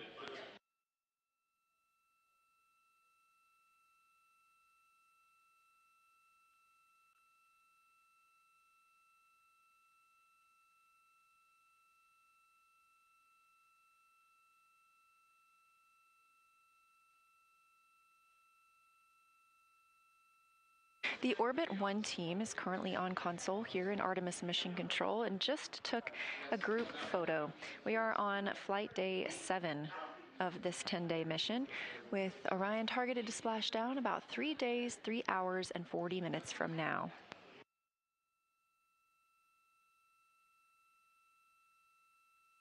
This room is full of team members who make this mission possible. That includes Prop, the propulsion officer, CDH, command and data handling, INCO, our integrated communications officer, MPO, the mechanical and power officer, and so many more. Houston Integrity, are you ready for HA readings?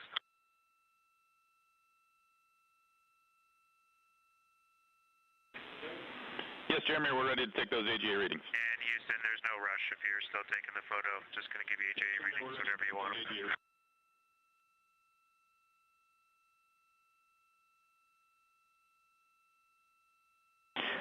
Jeremy, go ahead with those AGA readings.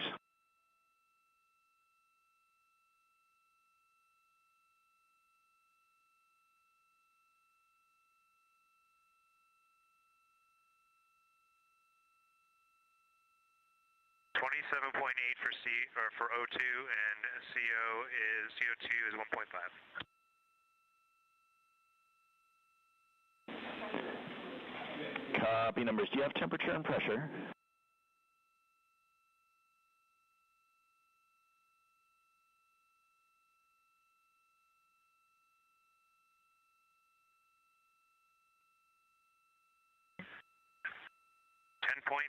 For pressure and 77.3 for temperature.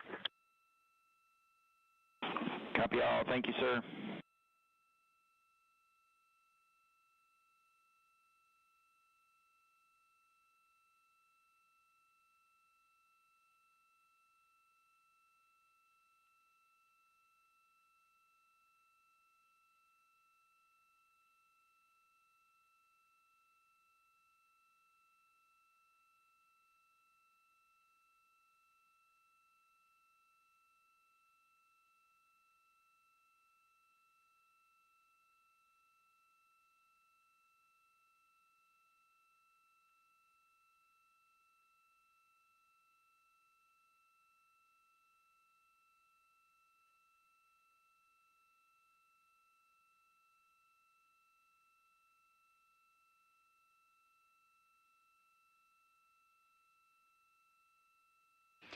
And you just heard Canadian Space Agency astronaut Jeremy Hansen calling down some AGA readings.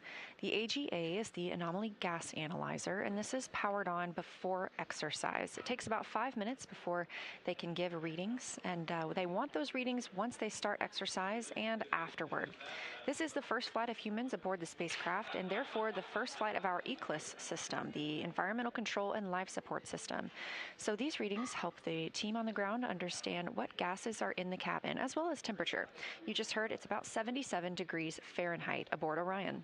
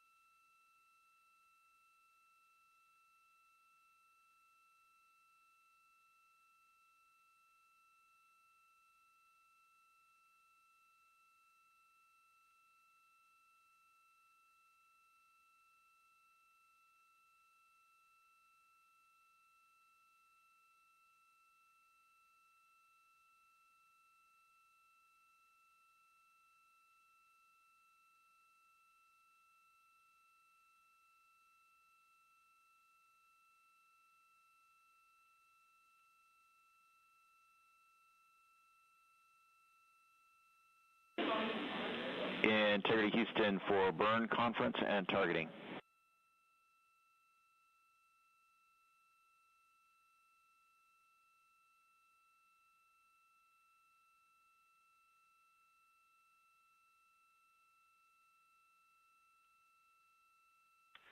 Go ahead, Stan. Hey, Jeremy, our GNC maneuvers are conflicting with our preliminary targeting activity, so we may have to do prelim a little later, or we may skip it entirely and pick up at intermediate. We'll keep you posted on how it's going.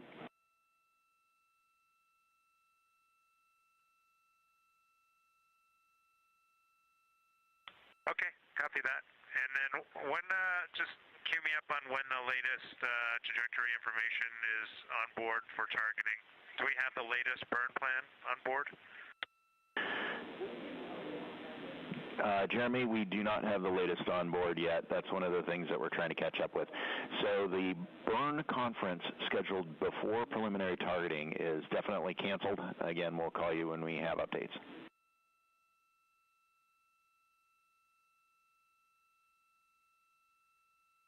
Okay, understood, Sam. No problem. We're pretty flexible. And Jeremy, we're expecting approximately 30 minutes to get the new burn plan on board.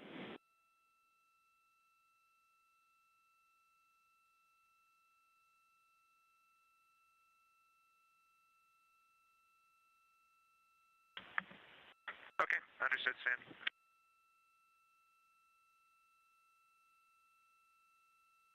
This is Artemis Mission Control at Johnson Space Center in Houston, Texas. The voice you hear on the ground is Capcom and NASA astronaut Stan Love speaking with the crew aboard Orion, specifically Canadian Space Agency astronaut Jeremy Hansen. We are targeting the RTC-1 burn today. That's Return Trajectory Correction 1. That is targeted for about 7:03 p.m. Central Time. This is a small burn using the reaction control system thrusters on the service module of the Orion spacecraft. This helps us fine-tune our path back home. Stan Love was letting the crew know that we are canceling their first preliminary burn targeting conference. They have another one of these in a couple of hours when they will have the final burn plans uplinked and the final targeting complete.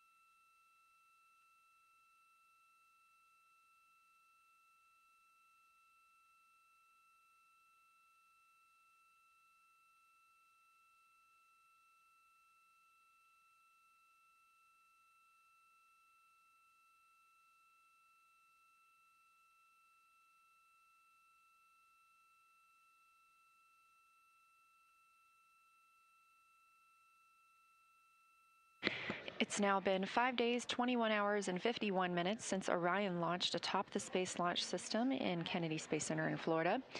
The crew aboard Orion is getting into the first few hours of their day. They woke up approximately 10:35 a.m. Central Time today to the song Tokyo Driftin' by Glass Animals and Denzel Curry.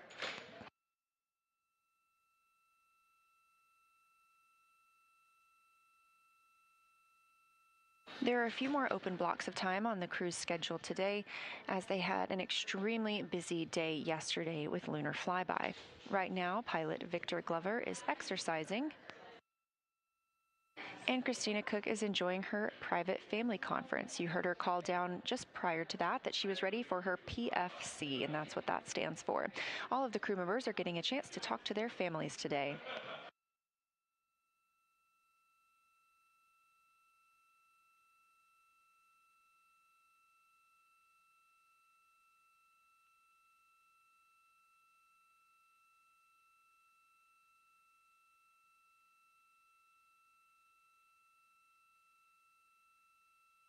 Thanks for joining us for our live coverage of the Artemis II mission. We are expecting to have a news conference today with mission leadership here at Johnson Space Center in Houston, Texas. We are expecting that news conference to start around 3:45, and I assume you're watching this on NASA's YouTube stream, and if so, if you're interested in watching the press conference, you don't need to change the channel or change your stream. We will be airing that right here. We also have a secondary stream with raw audio and video, and you can find that also on NASA's YouTube.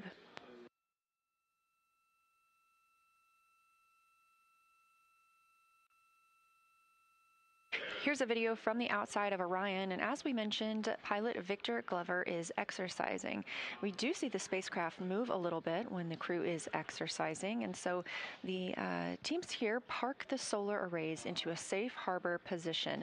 That means any motion that they experience due to the exercise doesn't damage the solar arrays.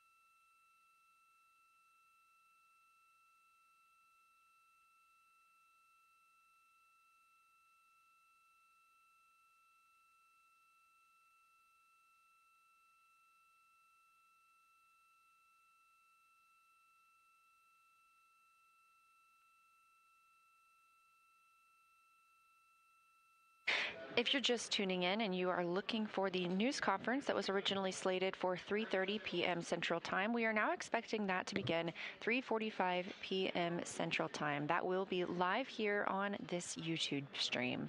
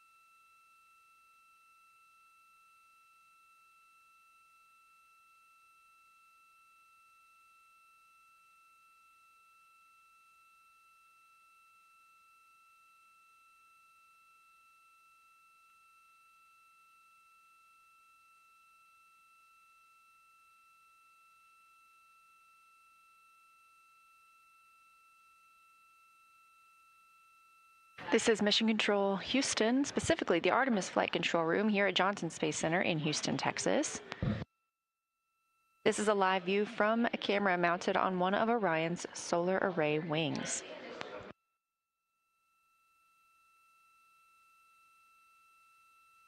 Interestingly enough, each of these solar arrays provides enough electricity to power 2 3-bedroom homes. This camera looking back on the European service module as Victor Glover, pilot of the Artemis II mission, conducts his exercise for today. That's why you are seeing some movement on your screen.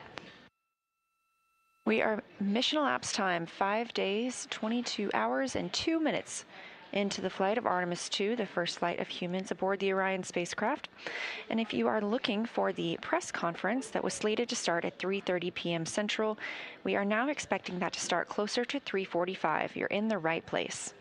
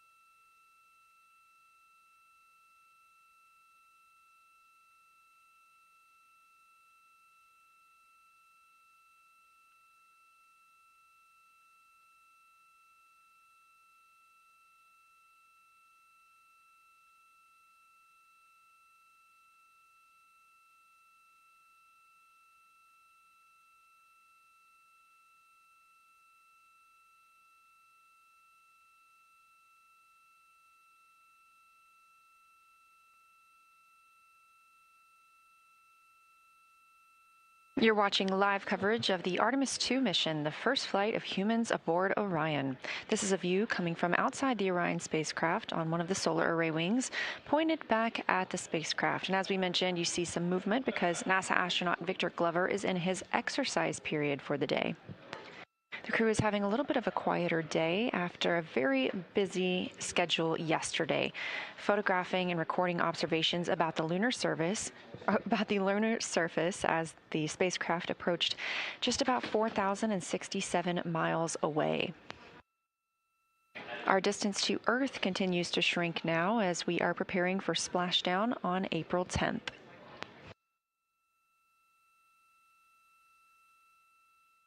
We're standing by for the start of our daily press conference here at Johnson Space Center in Houston, Texas, and expect that to begin momentarily. So if you are watching this channel and looking for more spacecraft views, you can switch to our other live stream. Otherwise, you can stay.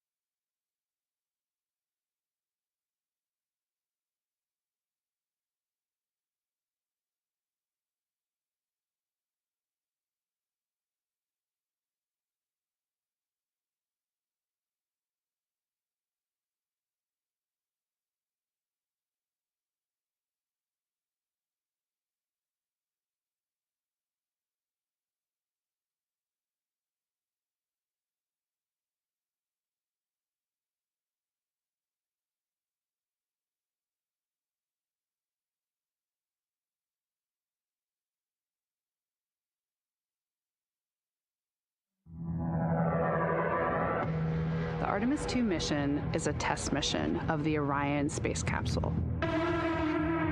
Artemis II will be the first time we put humans on this rocket. We're going back to the moon because it's the next step in our journey to Mars. We were always going to the moon. Pushing ourselves to explore is just core to who we are. That's a part of being a human. And liftoff.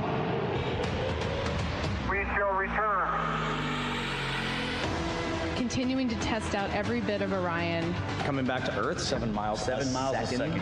When humanity sets big goals, we can bring together genius from around the world. You have the best people on planet Earth putting this vehicle together. That's what's up. To innovate for the benefit of humanity and to inspire the world through discovery. And here we go.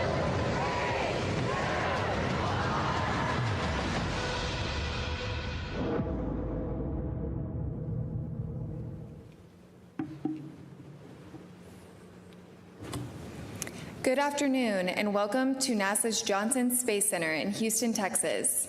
I'm Bethany Stevens and we are here today to provide a status update on the historic first crewed test flight of the Orion spacecraft post-lunar flyby.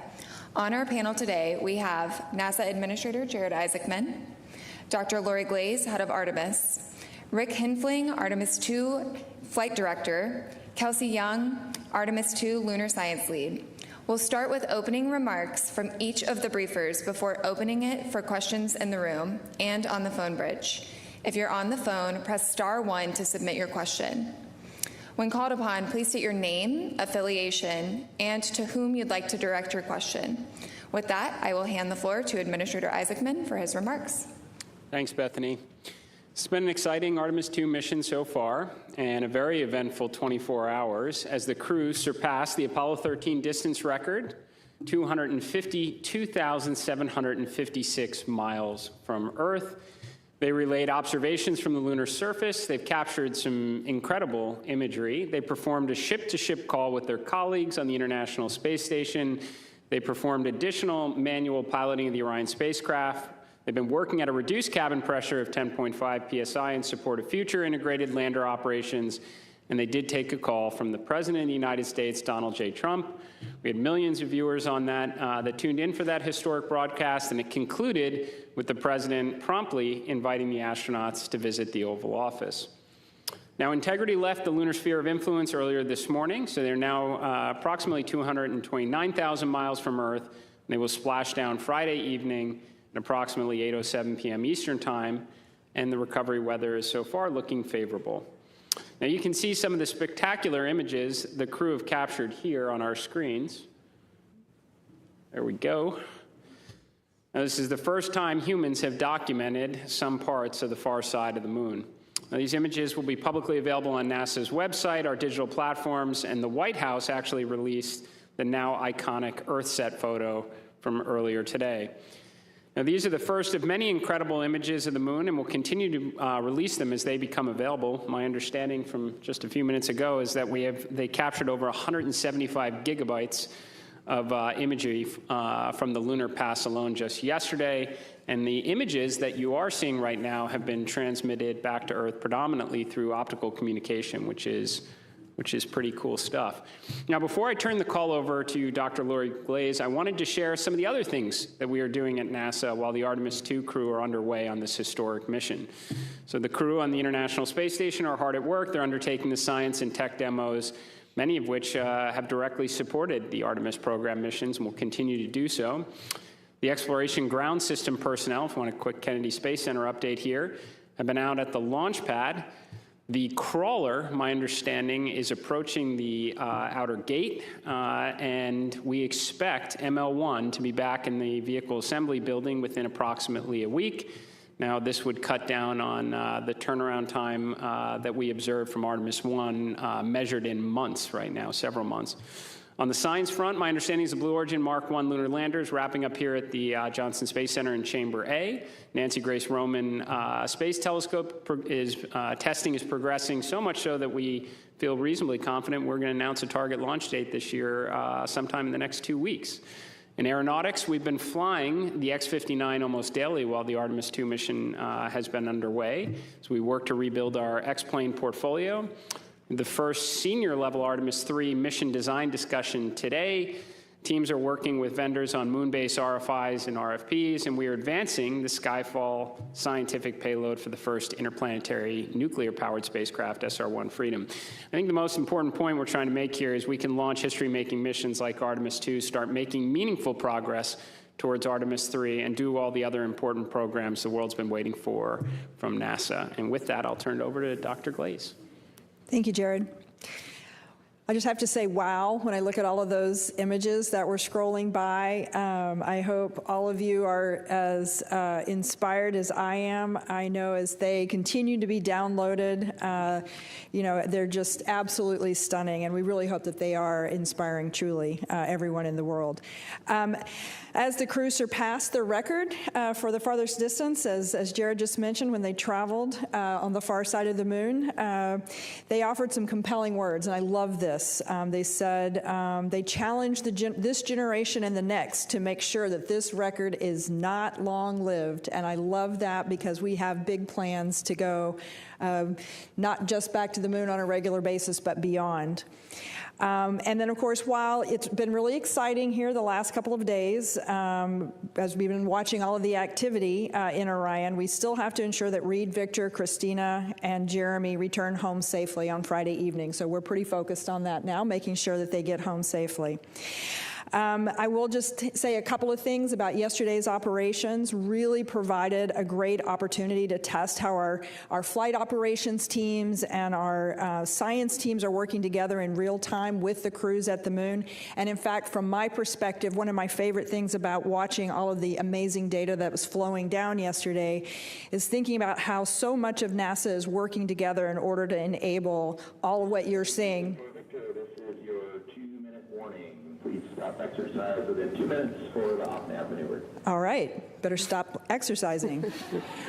But as I was saying, what's really great to see everybody working together. So I think about our exploration programs that are supporting our transportation systems like Orion, working with our flight operations and our flight directors, all of the ground teams that are supporting, including the science team supported by the Science Mission Directorate, thinking about our crew that are actually performing the work, and then the payloads that have been provided that they're using. So everything that you're looking at isn't just, it's not just the pretty pictures, it's a huge chunk of NASA working together to enable that.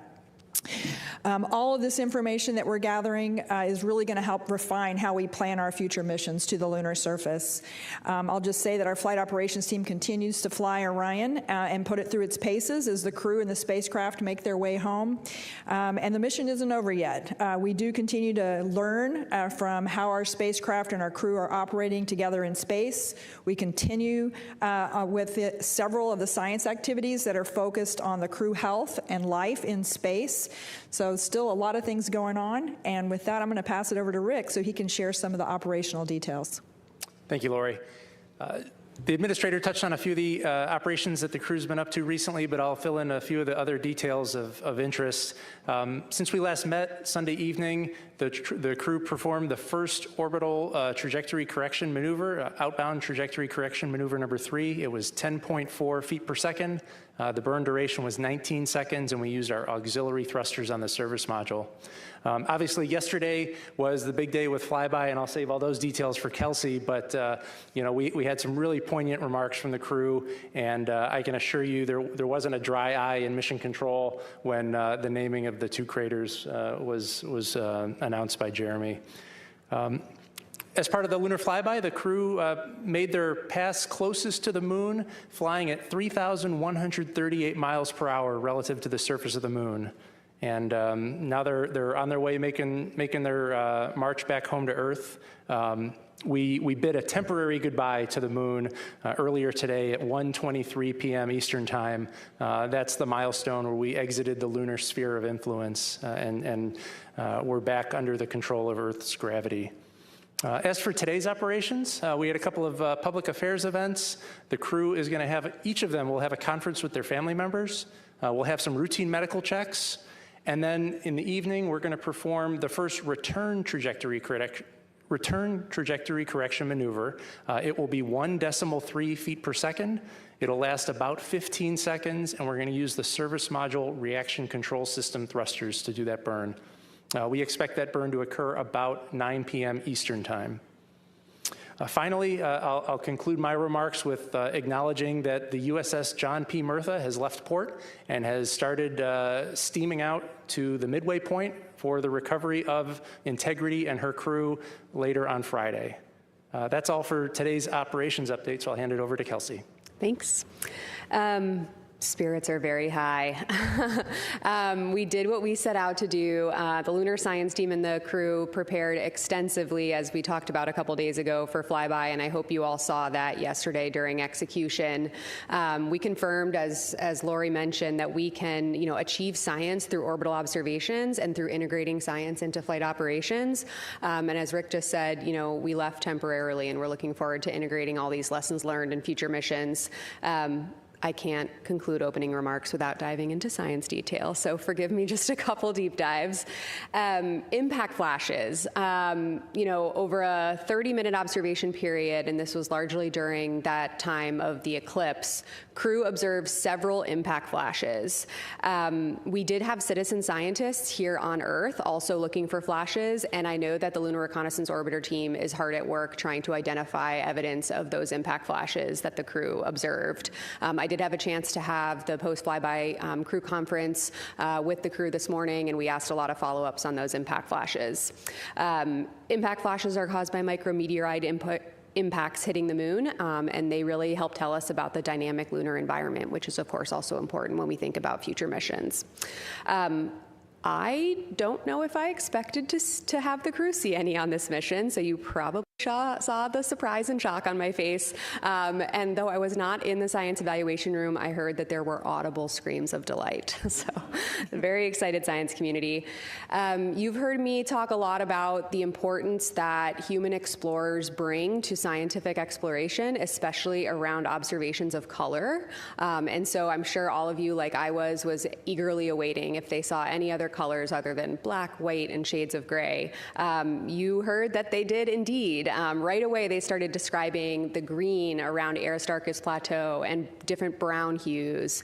And these colors really help tell us nuances about the chemistry of lunar material, especially the greens around Aristarchus. That was exciting. That's something that we can all see from here on Earth. And so I encourage you all to go out and look at the moon tonight and look for Aristarchus and imagine those green hues that the crew members saw. You heard a lot of discussion, especially from our pilot, Victor Glover, about the Terminator, which really, to our mind, highlighted the benefits and also the challenges for future surface operations. The lighting conditions along the Terminator that the crew experienced yesterday do mimic, in many ways, the lighting conditions of the South Polar region. The low sun angles, the dramatic lighting causing, the extreme shadowing, and illumination also accentuating topography. This is really important for our agency's future moon-based plans and understanding how crew member observations can contribute to future mission planning. And finally, the Artemis 2 crew, in a very poignant moment, offered proposed names for two unnamed craters in the moon's eastern hemisphere: Crater Integrity for their vehicle and Crater Carol for Commander Wiseman's late wife. I think we have a picture. Yeah, thank you. Upon return, the crew does plan to submit these to the International Astronomical Union as consideration for official names. There was, as Rick said, not a dry eye in the house. Really poignant moment, and that we were really glad to observe them describing. And with that, I think we can take questions. Yep, we will open the floor and take questions, and my colleague Will over here will pass along the mic. We can start with you, Jackie. Thanks so much. Jackie Waddles with CNN. I don't think there was a dry eye on Earth when Carol Crater was named. I was just curious, was Reed aware that that was going to be something that the crew was going to do? I was just curious if there was any pre-planned discussions and they were just kind of looking for the crater, or kind of how that came about. And then really quickly, I also wanted to just check on a toilet status update.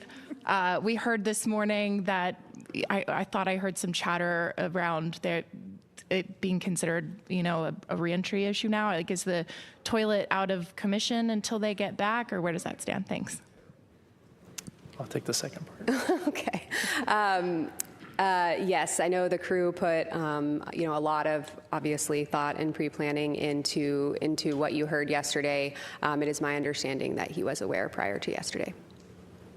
And the toilet remains operational. The challenge that we're working through is evacuating the wastewater tank. The vent is a lot less than we were expecting, and so we're having to fall back to some other alternate means other than the toilet. But what you overheard on the Space to Ground, or on the Orion to Earth channel this morning, was us deferring some maintenance on the toilet. Typically, when you have 4 crew members using it throughout the day, nominally, you have to do a maintenance activity once a day.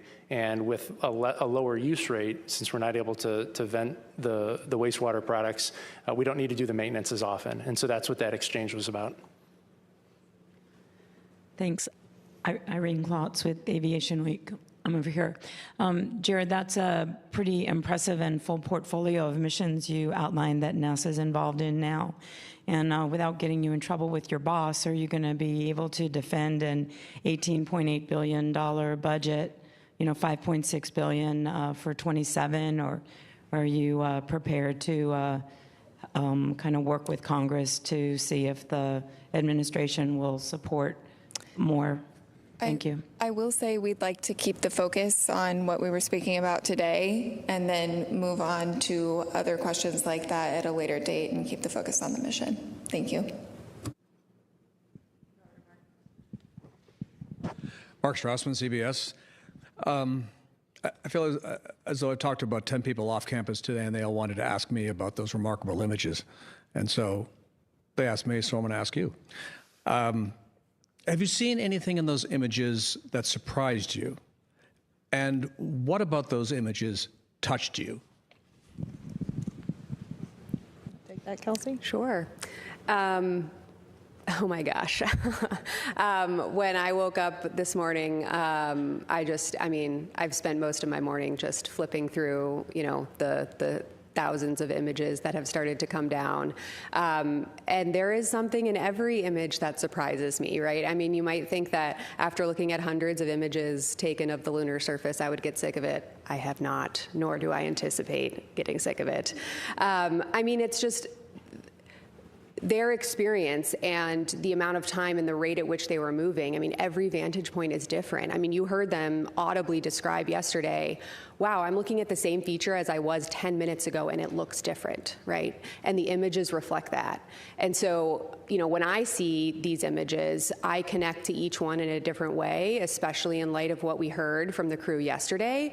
I think as a geologist by training, I love looking at the pictures of the lunar surface, but I think certainly, emotionally, a lot of us have connected with the images of Earth, with the images from during the eclipse, with the images from the vehicle cameras taking pictures of the moon during the eclipse period. And while they are inspirational and I think allow all of us to, really feel a little bit of what they were feeling, there's also a lot of science hidden, inside of those images. And I can tell you that right now, as we speak, there is a science evaluation room full of several dozen scientists who are already getting going on those images. Just as one example, there was a healthy scientific debate this morning about some of those images taken during the eclipse period and what we can see of the solar corona and what we can see of zodiacal light. So the conversations and the science lessons learned are just beginning. Hi, TJ Mascaro with the Epoch Times. Thanks so much for taking the time. For Jared, as we saw with Artemis 2 going around the moon and having that very characteristic blackout of when they go around the moon, how much longer are missions to the moon going to have that as we develop a moon base? And where do, say, communication satellites in lunar orbit land on the priority list? Yeah, I'd say, people have asked quite a bit about, was elevated blood pressure when we were without comms with Orion on the far side of the moon. We have comm issues in LEO relatively, routinely. Certainly our operators train for it, our astronauts do as well. But in terms of the bigger picture, can we do better? For sure, right? We've talked about, prioritizing observation and comm relay satellites for lunar operations so we can bring the world along with us as we build out a moon base. And I think I was in a meeting not that long ago where we described it as if not the platinum age for commercial communication capabilities, certainly the golden age. We're very close. So we have a number of providers that are all investing heavily in these kind of capabilities that we can take advantage of in LEO, cislunar space, and I have no doubt in lunar orbit in the years ahead.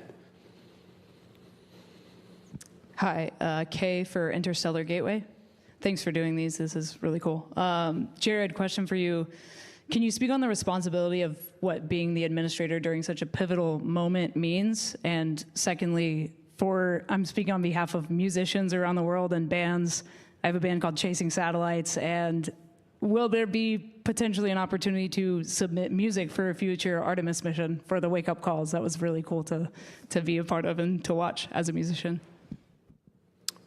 Certainly. So I think I've described before that I thought that certainly felt a lot more pressure, being on the outside and responsible for a human spaceflight mission than being in the vehicle itself, especially a mission such as Artemis 2, which kicks off so many other exciting ones to follow as, we return to the moon and build that enduring presence to learn so that we can undertake even grander missions, as Dr. Glaze referenced, beyond the moon in the future. So I think it is a great responsibility, but you derive confidence from all the expertise that exists within NASA, the workforce, our commercial, our international partners that come together for a moment like this, all the testing that goes into it, and the fact that we have this playbook before and we're running it. Now, in terms of contributions for music and future wake-up music for subsequent missions, I hope we're running so many missions to and from the moon in the future that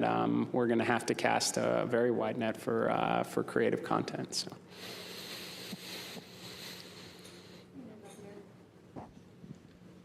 Thank you. For Administrator Isaacman, Tom Costello with NBC News. I'm just wondering, how are you feeling now? I realize we don't have the crew home yet, but you've had a very successful trip around the far side. How are you feeling about this setting the stage, testing out the vehicle for a lunar landing as soon as 2028?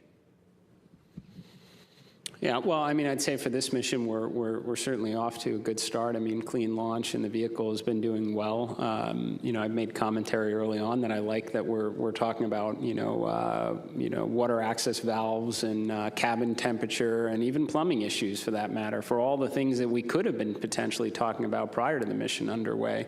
But I'll breathe easier when we get through reentry and everybody's under chutes and in the water.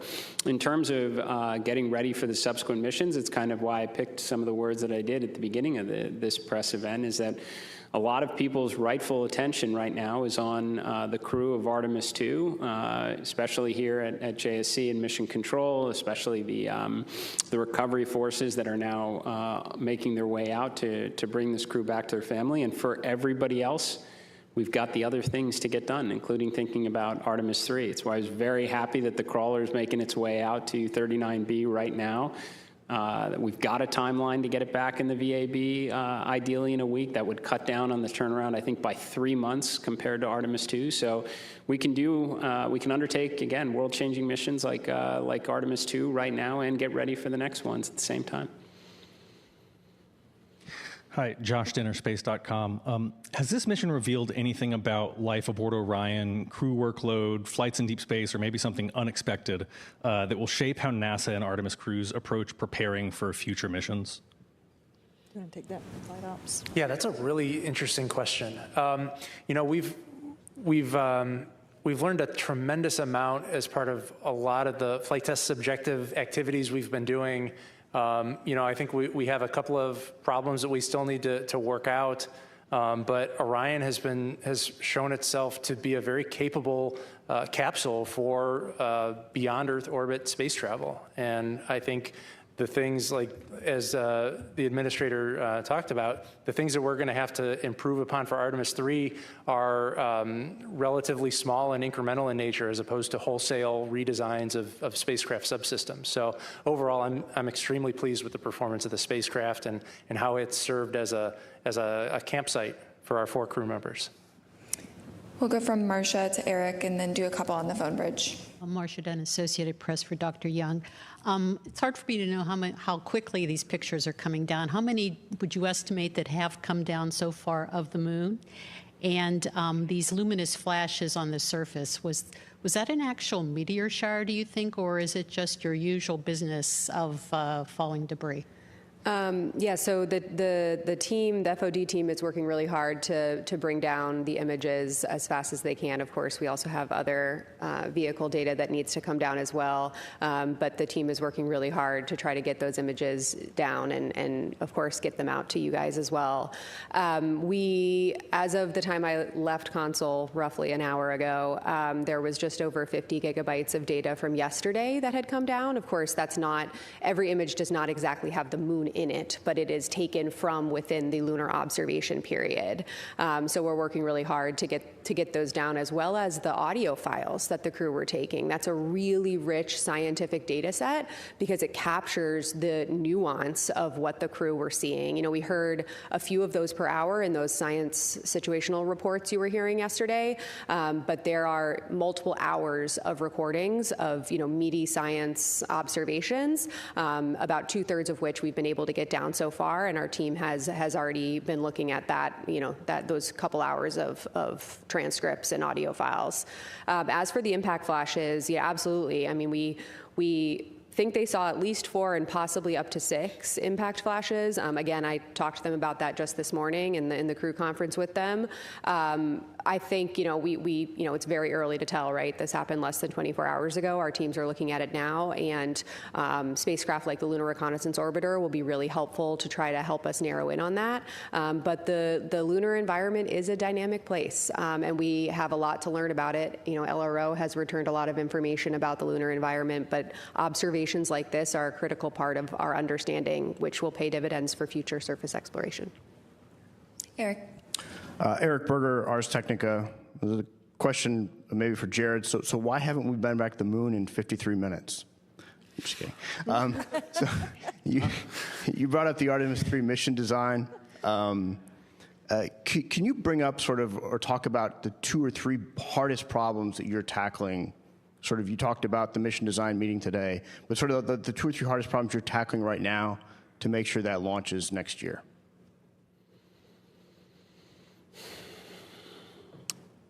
Yeah. So I don't want to get too far out in front of a mission that's underway right now. I would just say that there are a lot of things based on the information we have available today, from feedback from our vendors, that we know are achievable. And I think one of the questions probably will just be what the initial orbit will be for Artemis 3. Is it going to be LEO or HEO? And I think that we're all going to have some sense of which one, and there's pros and cons for each of them for sure. We're all going to be able to have some sense about which path we'll likely go down based on launch cadence of our 2 HLS providers, both of which have launches coming up, I would say, in the next month or less right now. So a big key to our strategy, not just to return to the moon, but to stay and to build a base, is going to be rapid reusability of heavy lift launch vehicles. So the more they get experience doing that, the more options that are available for us for Artemis 3. But I'd say right now, we certainly have a good plan for that mission. Will help us buy down a lot of risk in advance of a landing for Artemis 4 in 28. Jeff Faust with Space News. Hi, Jeff Faust with Space News. Question for Dr. Young. Now that you are going to get all of these images and verbal descriptions and annotations, what's the plan for the science team in the days and weeks ahead to go through all of that data and see how they address the 10 science objectives that you laid out for this mission? Thank you. Oh my goodness, what a good question. We have a lot of data to get through. Like I said, it has already started. We had teams working overnight, you know, after the crew went to sleep, as soon as we started getting data down. You know, I will reiterate that we will be getting all mission data relevant to lunar science archived and made publicly available within 6 months post-splashdown. So these are all of the images of the moon, these audio files, and even the annotations. But in the meantime, over those next 6 months, we're also going to be preparing 2 reports that we also owe to be publicly released within 6 months post-mission. One is a science operations report that describes, you know, how our team was structured to integrate with flight operations to accomplish our objectives. But relevant to your question, the second one is a post-mission preliminary lunar science report. And so we are going to be going objective by objective with those 10 lunar science objectives you referenced, looking across this entire, you know, really rich, robust, but very large data set, and really trying to understand what data we got relevant to each objective, but set up the community for success so that they can access those data and help us answer these fundamental driving science questions. You know, the lunar science team for this mission, it was our charter to develop the objectives and to maximize the science value out of this mission. We'll be doing an initial assessment over 6 months, and then we're really eager to see what the community is able to do with these data. We'll move to Ken Chang with the New York Times. Thank you. So I have some questions about the optical communications. How was the performance like? How many gigabytes was sent? What was the data rate? How does that compare with what was expected? And how does it compare with the usual way of sending data back? And it seems like it's been almost operational already and not just a test. Thank you. Yeah, I think the question was relative to some of the data rates for the optical communication system. I'll just give you a stat from overnight that we heard from Consul. We got 20 gigabytes down in a little more than 45 minutes. That's orders of magnitude more than we get via our S-band telemetry system. So optical comm has been working really well, and hopefully we can take what we learned on Artemis 2 and expand its operational capability and its implementation for future missions. And now we will move to Lauren Grush with Bloomberg.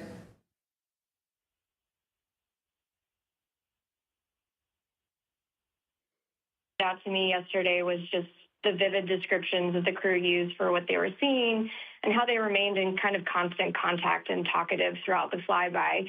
I'm wondering if it's possible to say how that might have compared to the Apollo crew observations and how that robustness impacted the science and the data that was collected.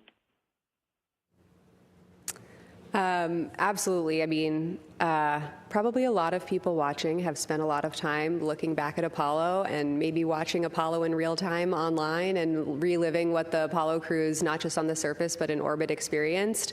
You have, I'm sure, heard the Apollo descriptions of the lunar surface from orbit, and they were also really impactful. They trained heavily in geology and orbital observations, just like the Artemis 2 crew did.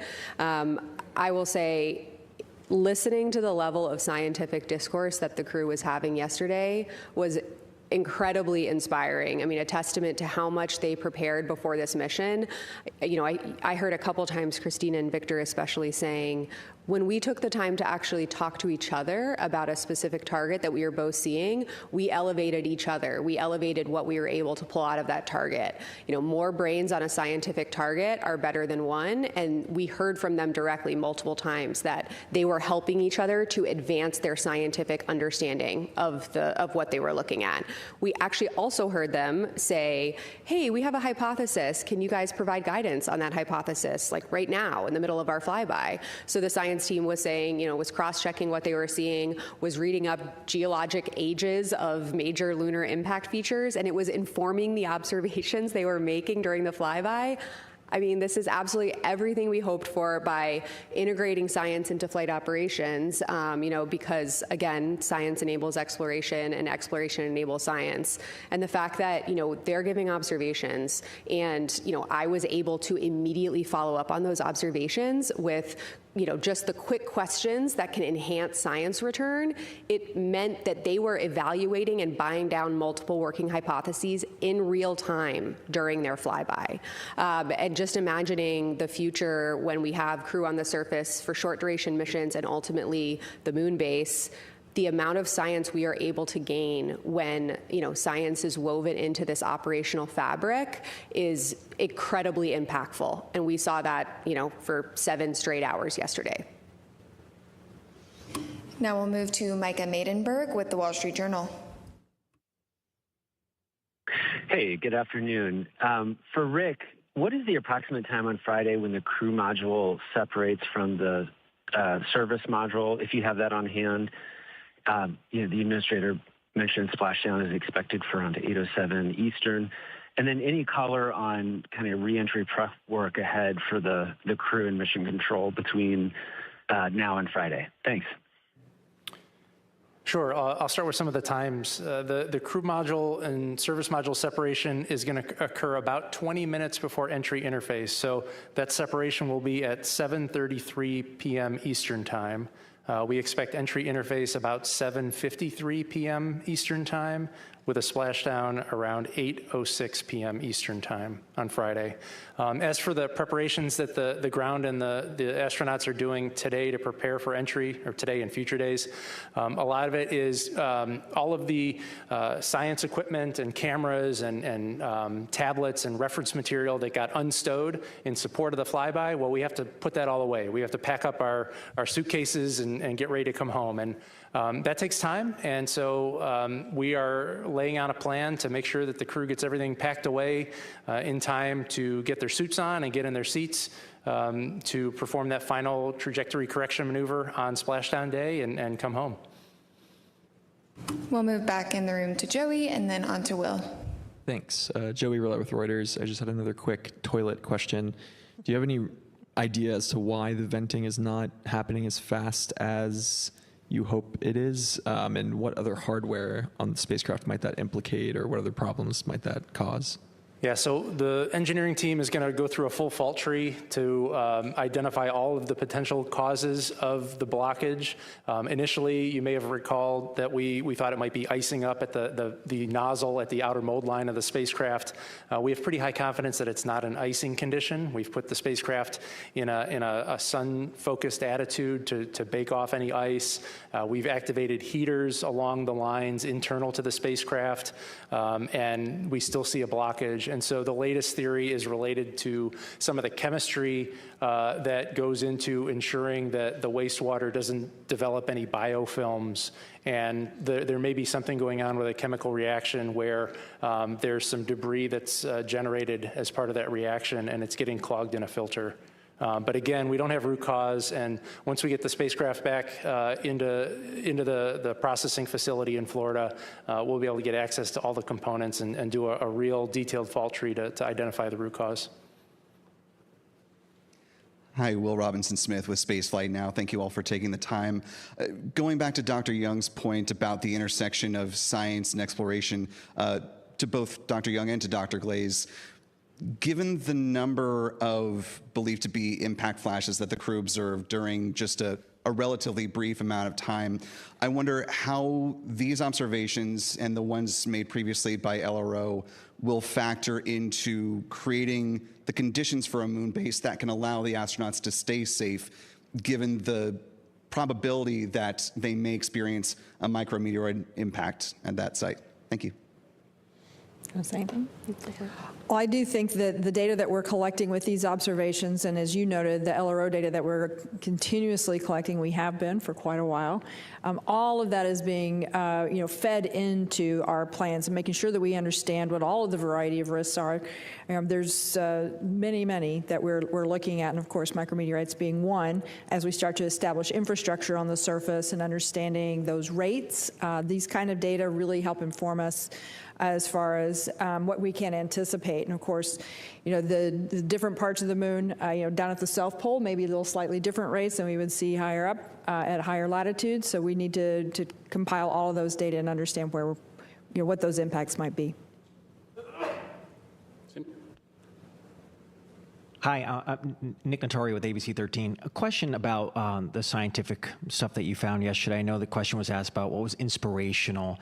I talked to Joe Kearns yesterday, and he had told me, I'm just looking at his quote, as a scientist, I can tell you what's most inspirational is when you're pouring through something you're working on and you realize you're seeing something that nobody else has ever seen before.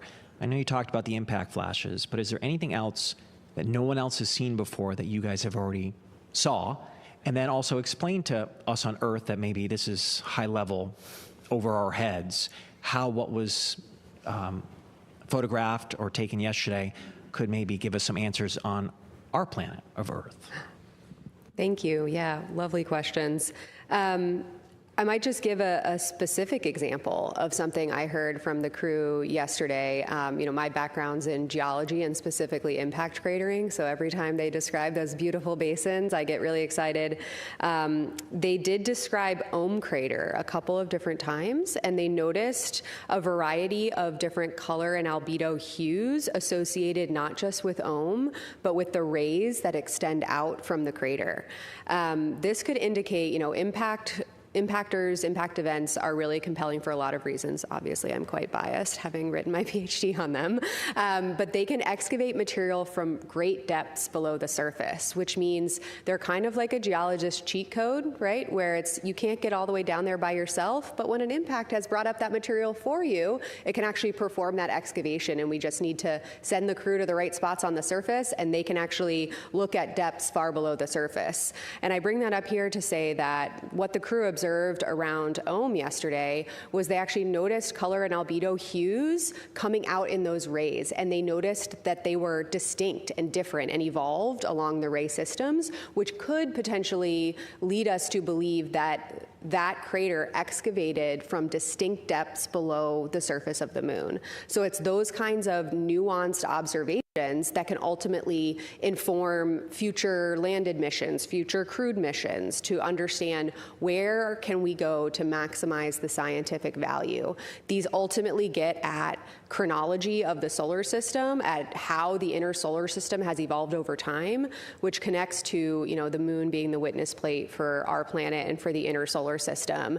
You heard Lori and I the other day get very excited about talking about, pesky plate tectonics and oceans and vegetation that gets in the way of us looking at the early part of our planet's past, and the fact that that part of the record of our Earth-Moon system is still available on Earth. Well, where it's available is the highlands, the far side highlands, and the South Pole. Specifically, the South Pole has the South Pole Aitken Basin, which is my personal favorite lunar and planetary science objective. It's the oldest basin in the solar system. If we can get the right age constraints on that basin, it can help us anchor the chronology for the entire solar system. And so crew observing things like they did with OHM, where they can say, with my eyes, I can see this distinction, which can ultimately tell us that future observations of high priority landing sites could tell us something similar.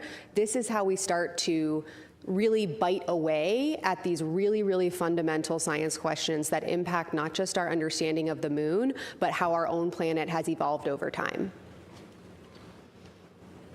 Mark Kirkman with NSF. This is for Rick. While we have you here, I'd like to drill down a little bit on entry day a little more. Sounds like weather in the primary recovery zone is looking favorable, but can you walk through, as we approach EI and pass EI, what redes capability you have, what kind of cross range and downrange capability you have, when are you committed to that landing zone?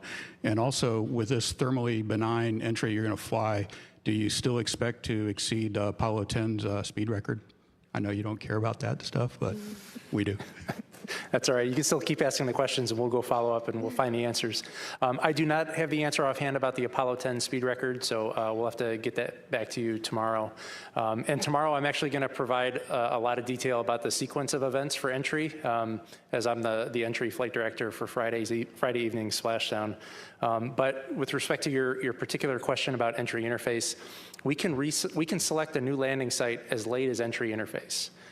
We would prefer to not do that. We like to give ourselves a little bit of margin, but we can adjust the latitude and longitude of the site, and the spacecraft will fly to those coordinates so long as we get that command up before entry interface. So we're going to make a decision far in advance of entry interface to know where the splashdown site will be, because our top priority is to ensure that when Integrity and her crew of 4 splash down, that we have the recovery forces right nearby to help get them out and get them back to the recovery ship. So we have about a 475 nautical mile range. I can't do that conversion. But 475 miles of ocean within which we can select the most acceptable weather. And as you said, weather near San Diego looks favorable, so I'm optimistic that we'll be able to land close to the shore. Tom Clark with Sky News in the UK.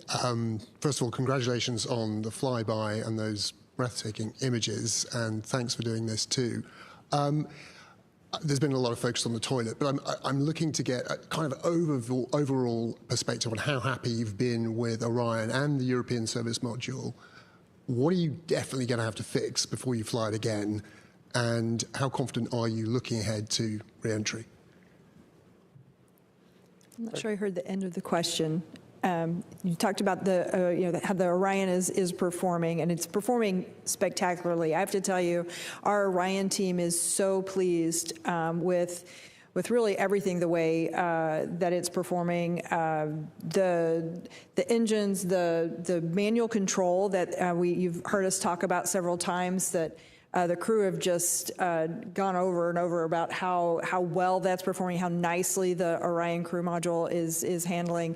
The service module, again, providing everything that we need. Yeah, we've had a couple of challenges, but overall, I mean, I think they're pretty minor in the whole grand scheme of things. The hardware itself performing extremely well.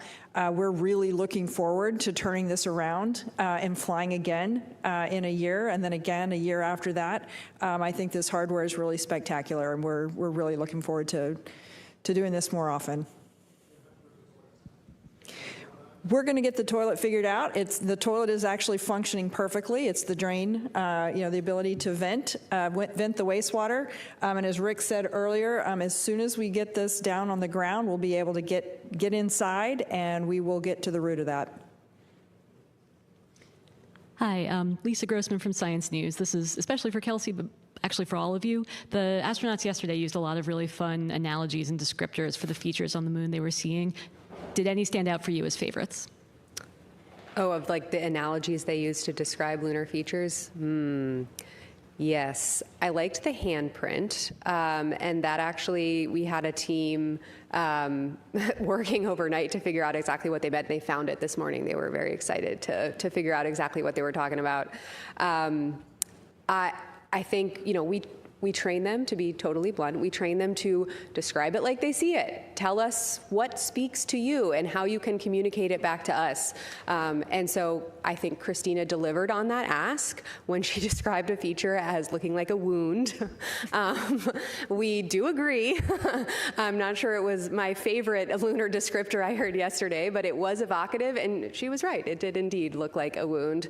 And I was also really resonating with the way that several of the crew members were trying to, in the spirit of wanting to have a scientific dialogue, right? They had science questions they were trying to answer, and they were asking us some pretty sophisticated questions real time. And so to bring us with them on what they were seeing, the way that they were cluing us in to how they were moving across the moon by saying, take this feature, draw a line from that to this, and then continue going, and this is the feature we're looking at. Help us use that as a waypoint. It was an incredibly impactful way to have our team be ready to very quickly provide them with answers to the science questions, which is, again, important, not just because, of course, we want to support our crew at the moon, but when we can respond quickly and understand what they're looking at, it maximizes science, because we can immediately ask the follow-up question and have them burrow in even deeper on those multiple working hypotheses. So the descriptions are not just great to clue us into what they're seeing, but it really helps us in real time maximize the science we're getting out of, in this case, a 7-hour flyby. I'd like to just comment real quickly on one of my favorite, and it wasn't actually a lunar observation, but it was during the eclipse, and they were looking at the planets that could be seen. You could see Mercury, Mars, and Saturn. And Venus, yeah. And Venus on the other side, yeah.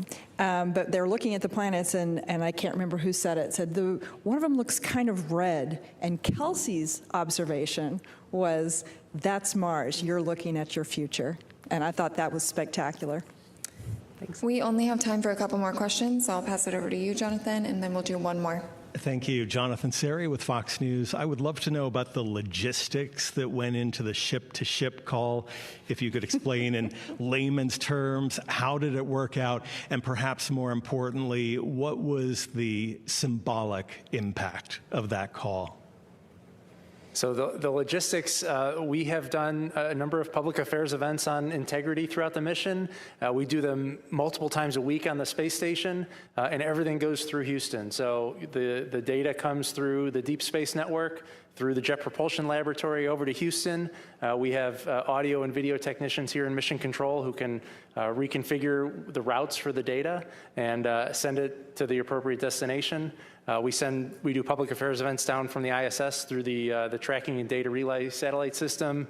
And so that's something we do all the time. It's just a matter of connecting the two wires. And so logistics were really quite easy despite the distances. Yeah, maybe I could add too. I was in the flight control room this morning for that call, and something I observed that I didn't anticipate. You know, of course, we're expecting the crew joy at talking and connecting to each other, but looking around the room at the other flight controllers, and actually the viewing gallery was open for other FOD employees to observe. You know, this is a team sport. You know, so many people, thousands of people work to enable this, and seeing the joy on everybody's faces as these two missions flying at the same time had this moment of connection is going to stay with me as a moment of inspiration from this mission. Yeah, and I would just add, I mean, in terms of being symbolic, it is certainly a step in the right direction. I mean, it began with a single person in a Mercury spacecraft, and we progressed to 2 spacecraft at one time. I mean, now we've got an international space station while a spacecraft is coming back from the moon. This is progress. We talk a lot about, what is an interesting KPI, the number of people living and working in space. We want to see that number grow. So hopefully in the not too distant future, we've got communication going on between our moon base, their colleagues that are orbiting above them in a lander, relaying back maybe to other colleagues on an international or future commercial space station. These are all steps in the right direction for the exciting future that many of us were probably imagined as children and we're trying to bring into reality. We're going to do last question. Hi, Dr. Allison McGraw, Mysterious Meteorites from here in Houston, Texas, for Lunar Science Lead Kelsey Young. Are there going to be any science data available of perhaps the color data for the impact flashes or trajectory directions they came from? I asked the crew about that this morning. Any color? How long did they last? Where were they? And Reed and Jeremy, as I was talking to them, had their crew tablets out and they were making annotations and sketches on what they saw. They did just report this morning in our conversation that they didn't observe any color to them and that they were very, very brief, but they did provide sketches on whereabout they saw them. And so again, like I said, we're going to use the Lunar Reconnaissance Orbiter to try to, track to those features and try to identify what they saw.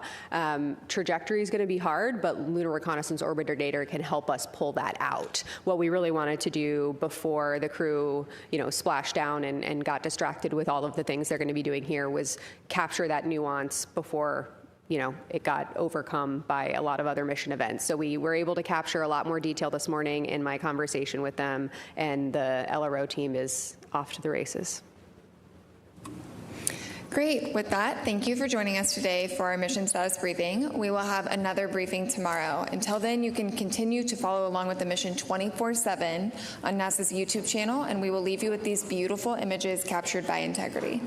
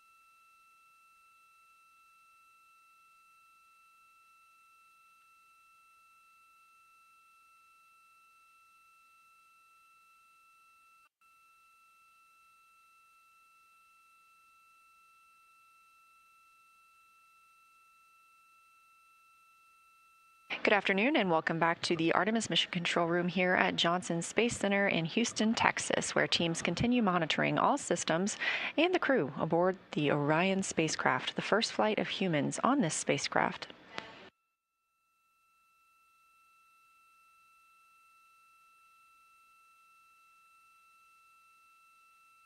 The crew is having a little bit of a quieter day today. They woke up at 10:35 a.m. Central Time this morning, got into their post-sleep period, and then got to talk to the International Space Station crew. Following that brief encounter, they stepped into their post-lunar flyby conference with science lead Kelsey Young. You just saw her in our mission status briefing.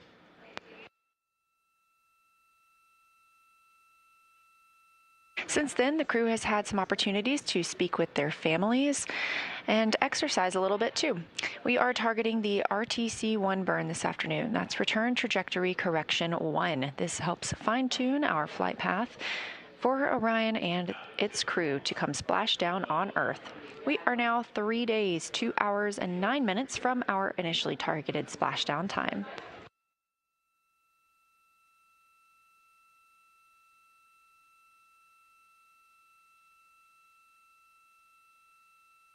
You're looking at a visualization of the spacecraft.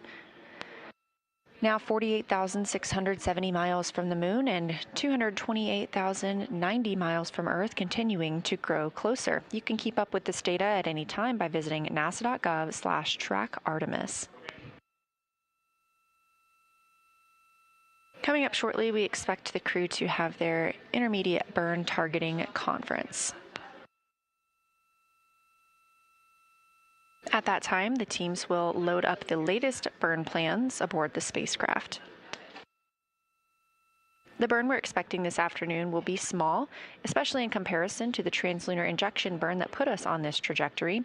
These trajectory correction burns are using the RCS, or Reaction Control System, thrusters on the spacecraft. Much smaller thrusters with much less power than the OMS, or Orbital Maneuvering System, engine that we used to propel us around the moon and bring us back home. This is a live view from the spacecraft looking at the service module. That large nozzle is the OMS engine. We do not intend to use it again during the mission, having completed that translunar injection burn.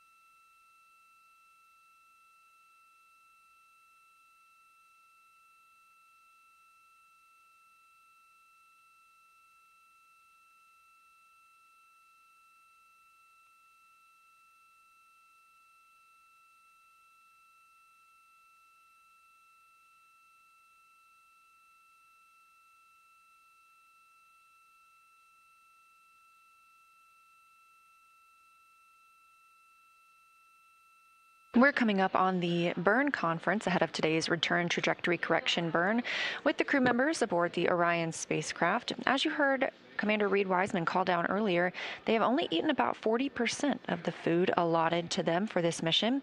The food the 4 astronauts eat plays a key role in maintaining their health and ensuring they can perform their mission objectives to the best of their abilities. Let's learn a little bit more about how to eat in space. Around the moon meal. Around the moon meal. What would you eat? Cheese? You think? Oh my gosh. That's clever. What do you think? All right, describe. My name is Christina Cook. And I'm Jeremy Hansen. We're crew members on the Artemis 2 mission flying around the moon.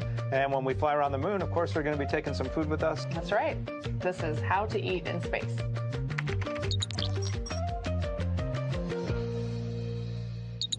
Here we are in what we call our food lab at NASA Johnson Space Center. We come in here quite often to sample space food. The neat thing about the food selection is it is so diverse. Different entrees that you wouldn't imagine can be rehydrated and actually good in space are completely fair game. And it's pretty awesome. We came in for Artemis to do this. We got about halfway through the first session and we're like, we're not really sure we're going to have time on board to warm this stuff up. We talked a lot about day one. It's a long day. It's hours before we even leave the launch pad on our way to space. And then when we get to space, we have a lot of important events that day. We just did a sim yesterday where lunch is scheduled. It's midday meal. Yeah, midday meal for all 4 of us. And so those would be great moments, I think, in our mission to have prep some food and sit down or float as a crew and just have a joint meal. For sure. I think that'd be fun. My name is Xulei Wu. I'm the food system manager for ISS and Artemis. The food lab at Johnson Space Center, that's where we make and package most of the space food, and also where we will be making all the food for the Artemis missions. Food is a big part for our crew members. They provide the nutrition, the calorie, micronutrient for crew members, but also boosting crew morale. It's very important. There is always a lot of steps, very strict steps for us to follow to making sure the food we provide are consistent and meet all the food safety, nutritional requirements, and most important, also need to taste good. The other strategy is always promote the variety because everybody's food preference can be very different. Therefore, the more variety we can have, the better to meet the needs of the astronaut group.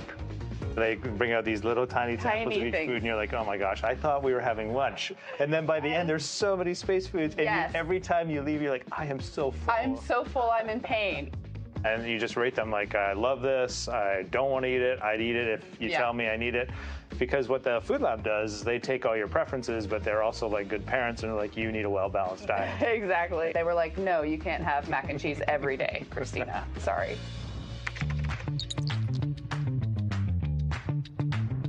I'm Wyeth McKinley. I'm a flight controller and a crew instructor for Artemis 2. We're here at the Space Vehicle Mock-Up Facility at Johnson Space Center. We're inside the Orion mock-up where we perform crew training for the Artemis 2 mission. On the Orion vehicle, crew is able to heat up their food using our briefcase-style food warmer. The food is held in contact with the central heater plate by these springs so they can warm up and they can have a delicious meal. Much of the food and drink that's on Orion is rehydratable. And so crew at our potable water dispenser will fill up their food and drink, and then at that point, you go ahead and pop it into your food warmer. I'm kind of envisioning there's maybe one person putting the stuff in and out, kind of tossing it out to everyone as it's done. Or maybe if we're not scheduled together, you're just on your own over there, popping some things in. Or maybe just in your 2 minutes of free time between things, you're kind of getting it ready so it has time to warm up. We'll see. Eating together really resonates with me. I think it's just a human thing to break bread together and to enjoy that necessary thing you have to do, the thing you should be grateful for. And so doing that as a group, as a family, has always been meaningful for me. Absolutely. It represents togetherness and something a little out of the ordinary. You don't necessarily get to have those meals with everybody in your life, but if you are sharing a meal, especially if you're sharing breakfast, lunch, and dinner with a group of people, that means something. It's like a camping trip.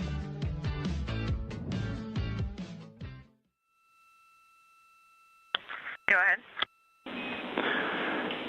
down and to the left, line 17, the DAP load is 3 for burn maneuver.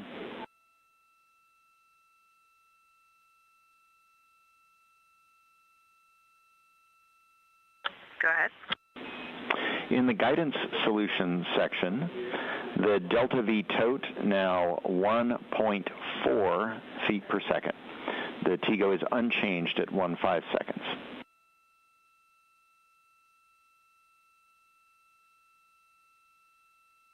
Good, go ahead. Attitude, yaw, 154. Pitch, 26. Roll, 287.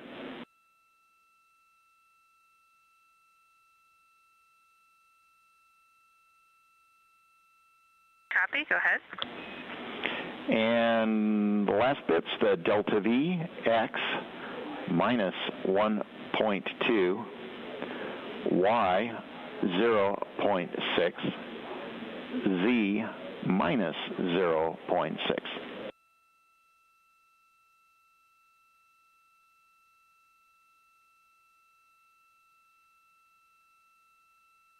We copy all. Thanks for that clear read up, and we see that our next step is to run 2-level targeter. We concur. We'll be watching. And just a reminder that we're not pressurizing the tanks before this burn, so we're going to do it in blowdown.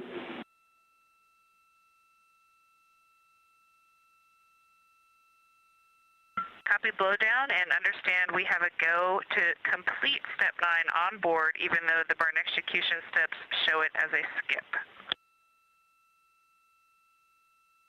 Checking.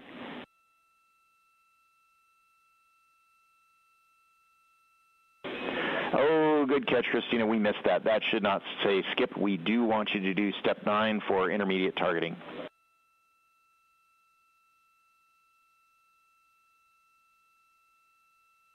Copy all. We will do it and chat with you after. Thank you. Roger.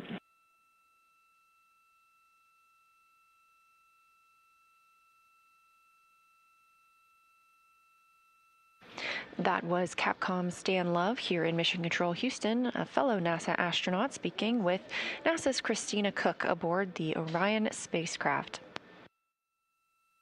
The crew aboard the spacecraft is preparing for their return trajectory correction burn. It's the first of these return trajectory correction burns, reported to be a 1.4 foot per second delta V burn.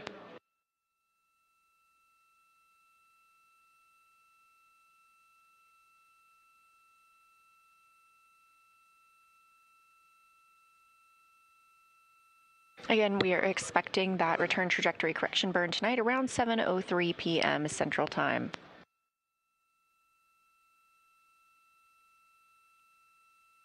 These small return trajectory correction burns. Houston integrity with that. If you wouldn't mind just giving the rest of the burn execution steps a once-over, we think they all look nominal from here on out, but we'd feel better.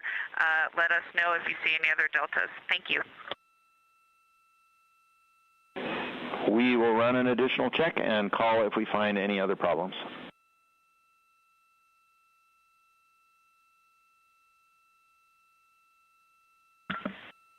Perfect, thanks.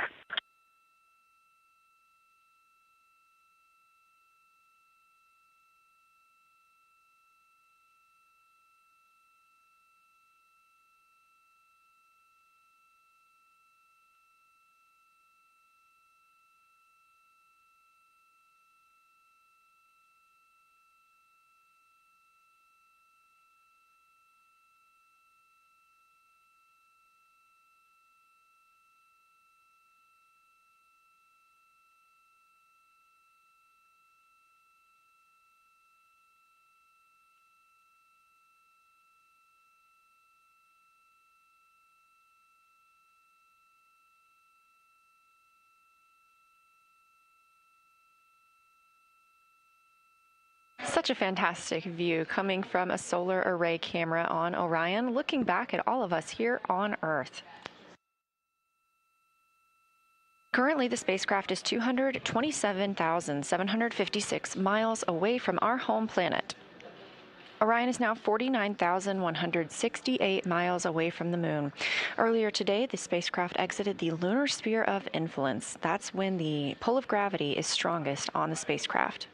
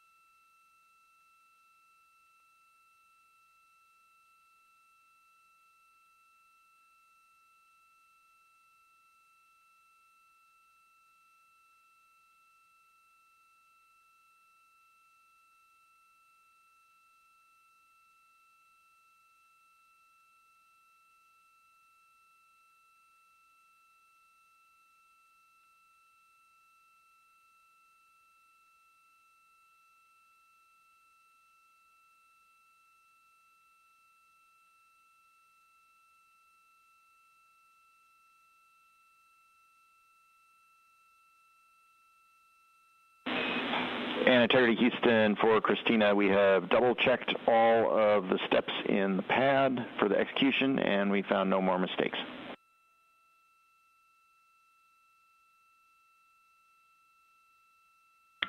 You guys rock. Thanks.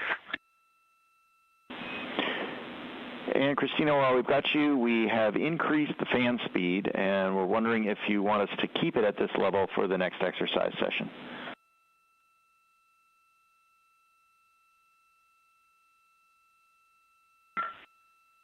We feel it, and yes, please.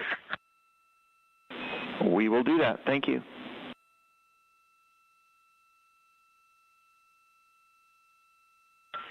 Thank you for that.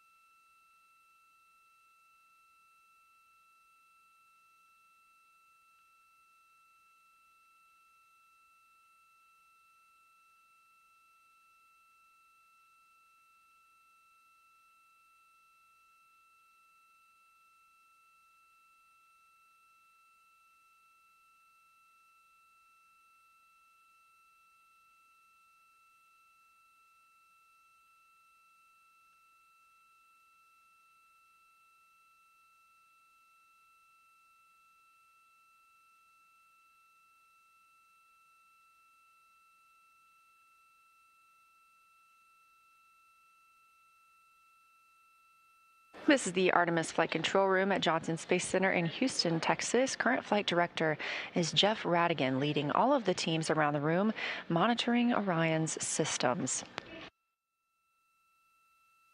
This is Flight Day 7, following launch on April 1st of Orion atop the Space Launch System spacecraft at Kennedy Space Center in Florida.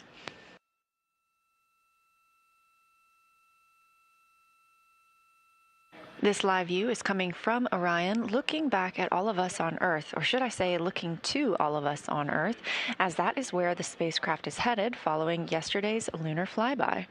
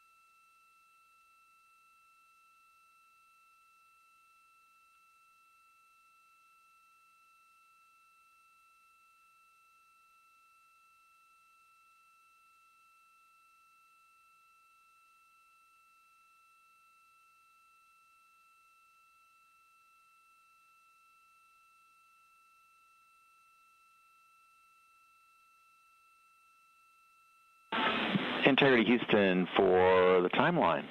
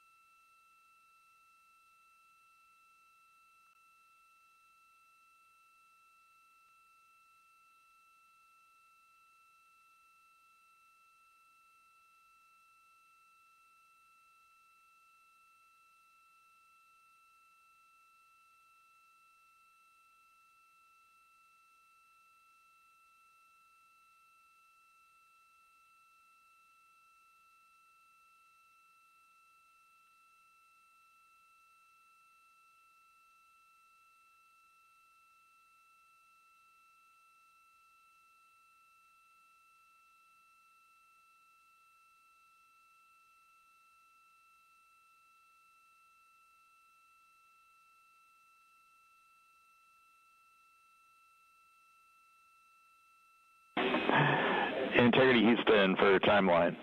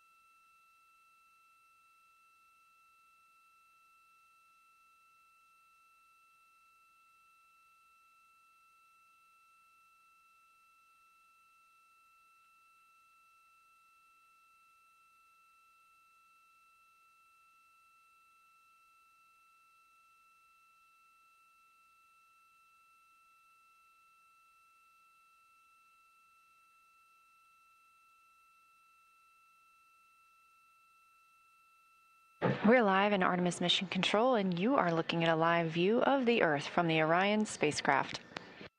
We are now 5 days, 23 hours, and 39 minutes into the Artemis 2 mission, the first flight of humans aboard Orion. The crew aboard the spacecraft has been working on the targeting plan for the upcoming RTC-1 burn. That's Return Trajectory Correction 1, a fine-tuning maneuver to keep us on a straight and narrow path on the way to the Pacific Ocean.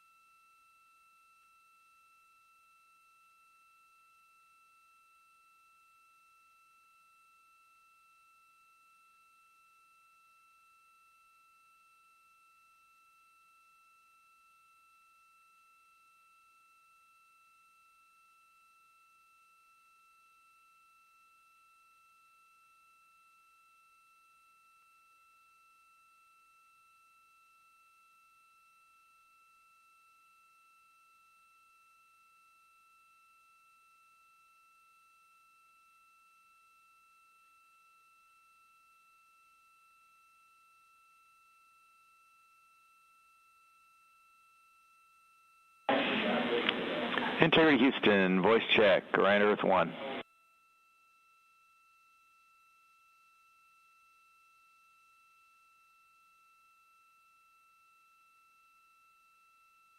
We have you loud and clear, Stan. We have you the same. Did you hear 2 earlier calls for a timeline about 3 minutes ago?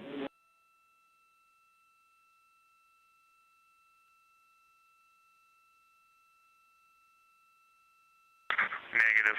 Go ahead, those calls again. Okay. We had just tried to get your attention for some timeline things. It looks like there was some uplink going on elsewhere in the system. We're going to chase that down. For the timeline, can you please give us a status on the RHC install and the docking cam install?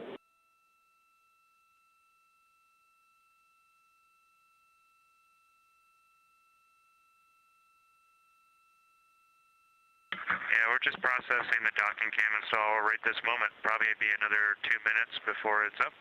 And we're assuming we need to disregard that. And then the RC, we knew it was in the procedure earlier. It's prepped, not quite up yet, but it's in position, so we're good with the RC. If you're happy, we're happy, and copy the docking cam. Next, at the end of your midday meal, we've got a scheduled flight director crew conference. The vehicle looks great. We don't think we need that conference, and if you agree, we can cancel.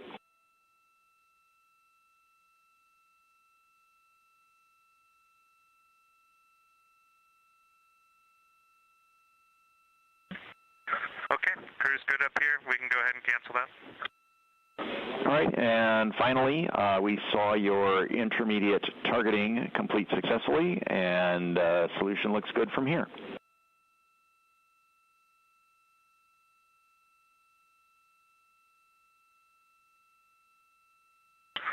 Okay, we concur, Stan. Appreciate it. That's it for now. Enjoy your lunch.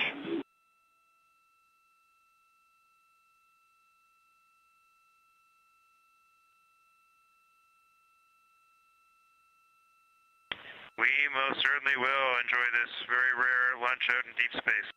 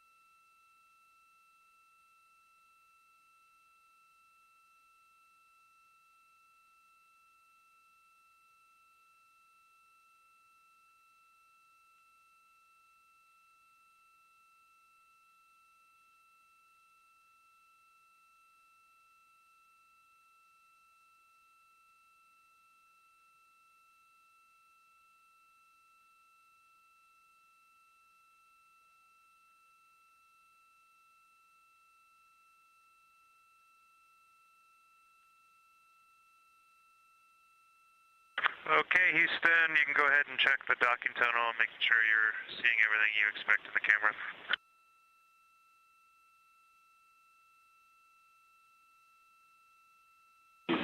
Copy, we'll take a look.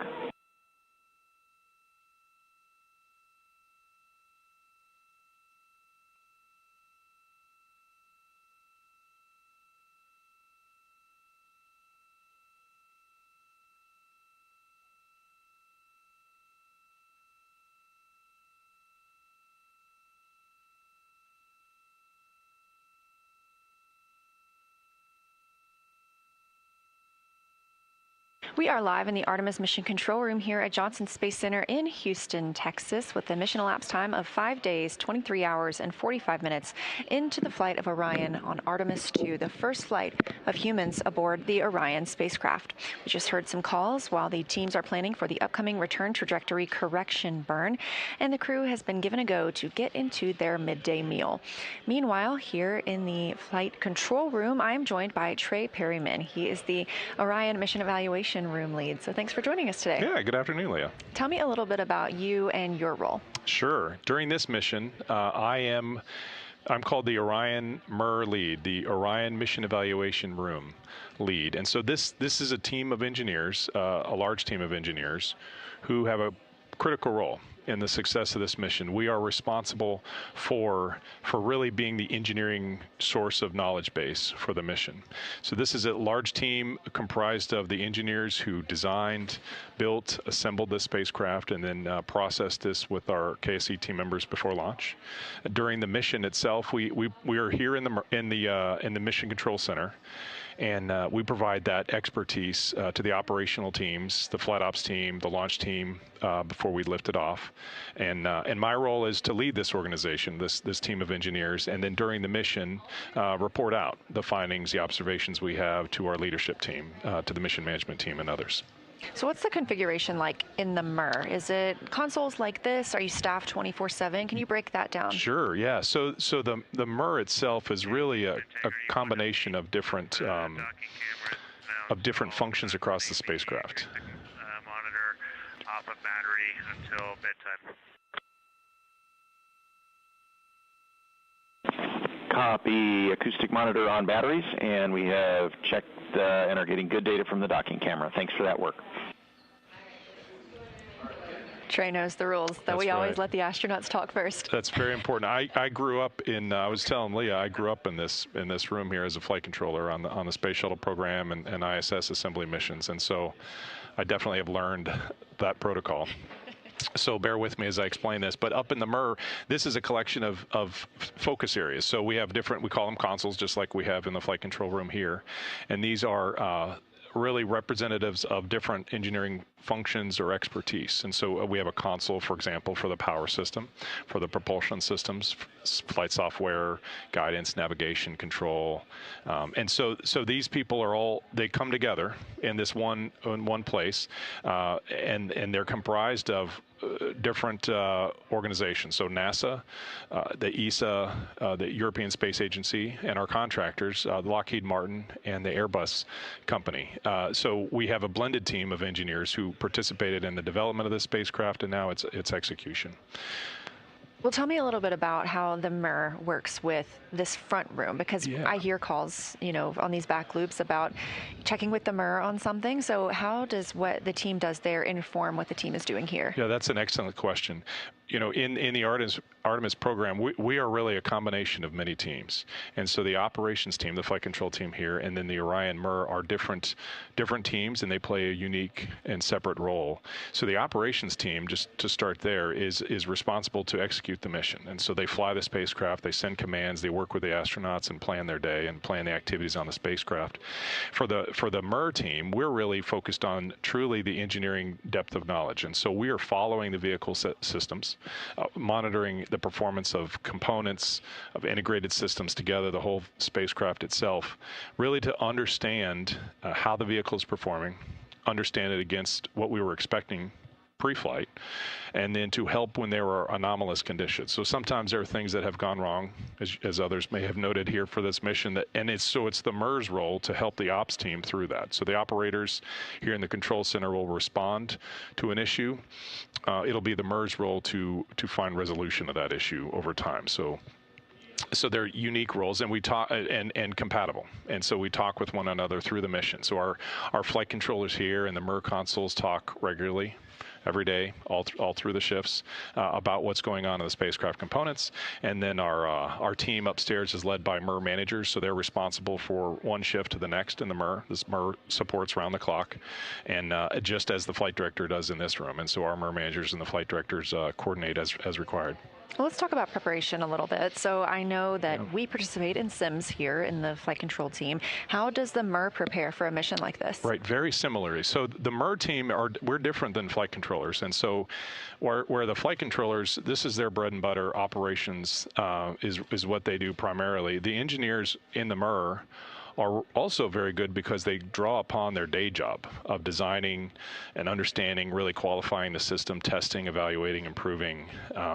And so for the MER team, our training really begins with what we do outside of the mission, pre-flight, ahead of time, and in understanding this vehicle, defining what the vehicle will need to do during the missions. And so when it came to really put I think your question is really about how do we actually specifically prepare for this mission. We began in January of last year, and we formed the team and identified who would be on the team, and then participated in dozens of simulations with the launch team out at KSC, and then also here at mini sims with the flight ops team. And so exercising team communication within our own MER team, and also communicating with the flight controllers, communicating with the launch control team. A lot of the simulations we do stress scenarios, which are useful for learning about the systems, but also learning how do we communicate, how do we resolve in a timely manner, how do we understand the condition of the vehicle and make sure that it is ready to continue to fly and successfully return the crew home. Fantastic. Well, let's talk a little bit about yesterday. So we had Lunar Flyby Day. Yes. What was the energy like in the mission evaluation room? It was a fun day.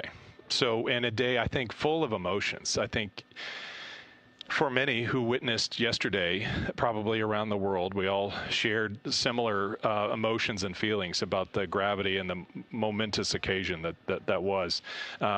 you know, when Jeremy was calling down and spoke about those craters, and naming those two specific craters, I don't think there was a dry eye in the room. I mean, silence. So most of the team upstairs, like here, are wearing headsets, but we had a lot of extra visitors. So we had speakers on, but you can just hear very clearly Jeremy coming through the speakers we had up there.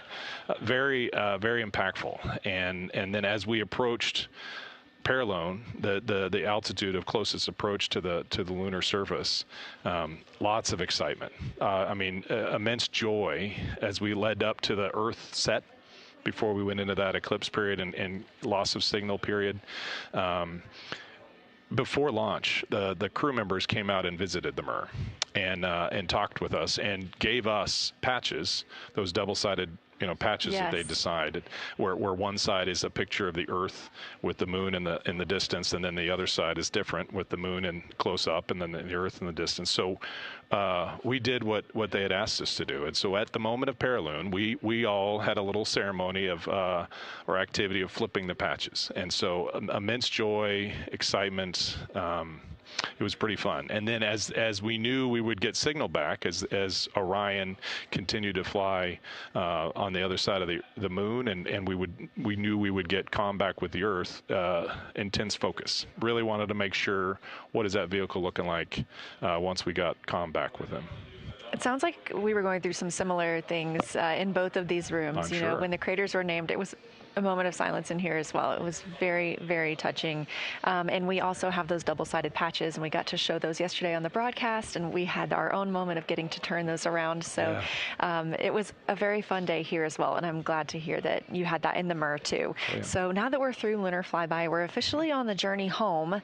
How do you feel about the rest of this mission and coming down and coming to splashdown? Yeah, this mission is not over until we get the crew back. So the MER team has extreme focus right now. There are a lot of things that the crew members are doing themselves in the cabin to prepare for this journey home, and we are also watching the spacecraft, and it's really mindful that we are. Houston for smoke detector.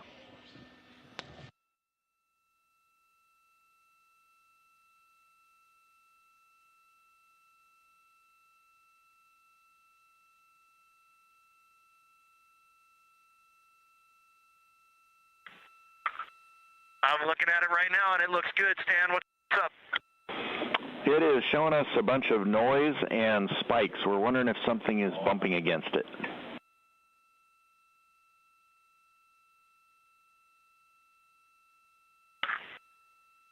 We were just setting up for a photo in the cabin, but I do not think we have hit it, so that would be abnormal. Christina's checking it.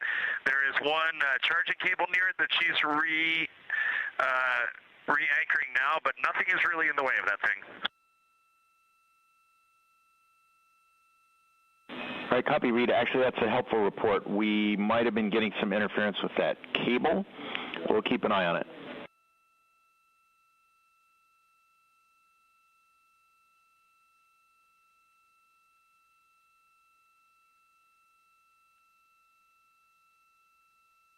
We just heard a call from the crew aboard Orion, from the Capcom Stan Love here to the crew aboard Orion about potential signal from the smoke detector, and it may have been interference due to a nearby cable, and the team's going to keep their eye on it, but no alarms here.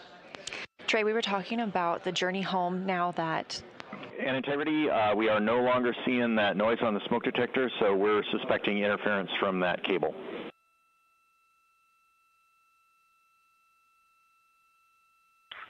Interesting. Okay, thank you. Just what we were hoping to hear. We were talking about the MER, and now we're on our way home, and the mission is really not over. It's definitely not over until we have the crew back safely. So what's the focus like right there now? Right. We have a couple of trajectory correction burns coming home, and so the MER team is looking at systems that would be involved in that and the performance of those burns to really make sure we're hitting the right entry interface conditions. I mean, that's really where, for this spacecraft, the rubber meets the road in terms of recovery and returning home. We need to hit that target. so that the rest of the spacecraft can go through the Earth's atmosphere, open parachutes, and finally successfully splash down. So the MER team is looking at that. We're worked through a handful of different different anomalous conditions on the spacecraft. I think the crew is doing very hard in the space, working through different things in the spacecraft and their own day, their own schedule. And so we're watching that, but really all eyes towards entry interface.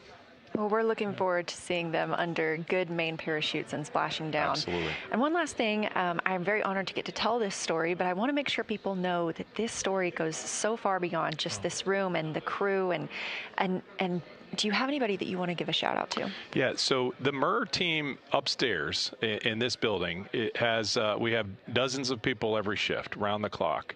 But we have other locations. So we have people, I'd like to say hello to the people outside of this building that support the team that I'm responsible for. So we have dozens of people in Denver at a facility Lockheed Martin has. We have dozens of people outside of Amsterdam in the Netherlands, where the European Space Agency has a similar remote site. So for the people who are there, I'd like to say thank you, because we're drawing upon all of the expertise. And that Artemis expertise is really all over, I have a lot of different individuals that come to my mind, too many to mention here right now for a specific shout outs. But to be honest, there are moments in this mission that I will look back and realize the successes we had were really because of the many people and the necessity for us to work together and solve those problems together, which is, I think, largely what Artemis is about. It's really about going to the moon,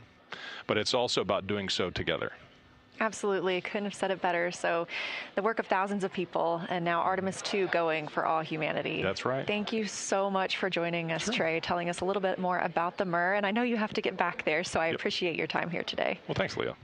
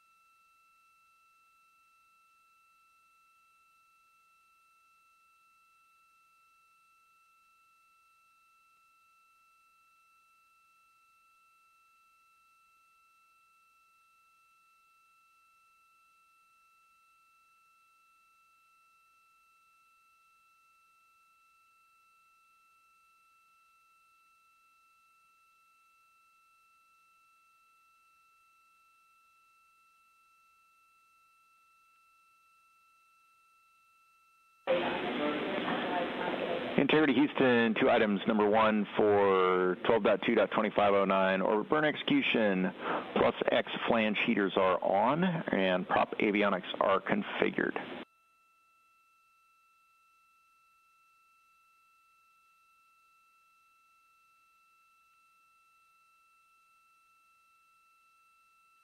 Okay, we copy, Stan.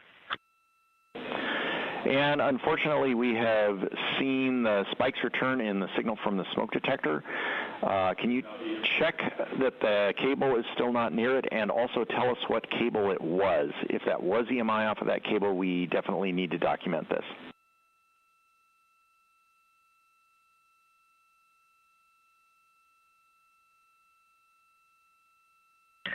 Stan, thanks for keeping an eye on that. Nothing is near the smoke detector right now. The only cable that was an unconnected HDMI cable that goes from cameras, to the encoder. We are near it right now, like a couple heads are near it, but other than that, we are not seeing anything that would cause spikes of any kind.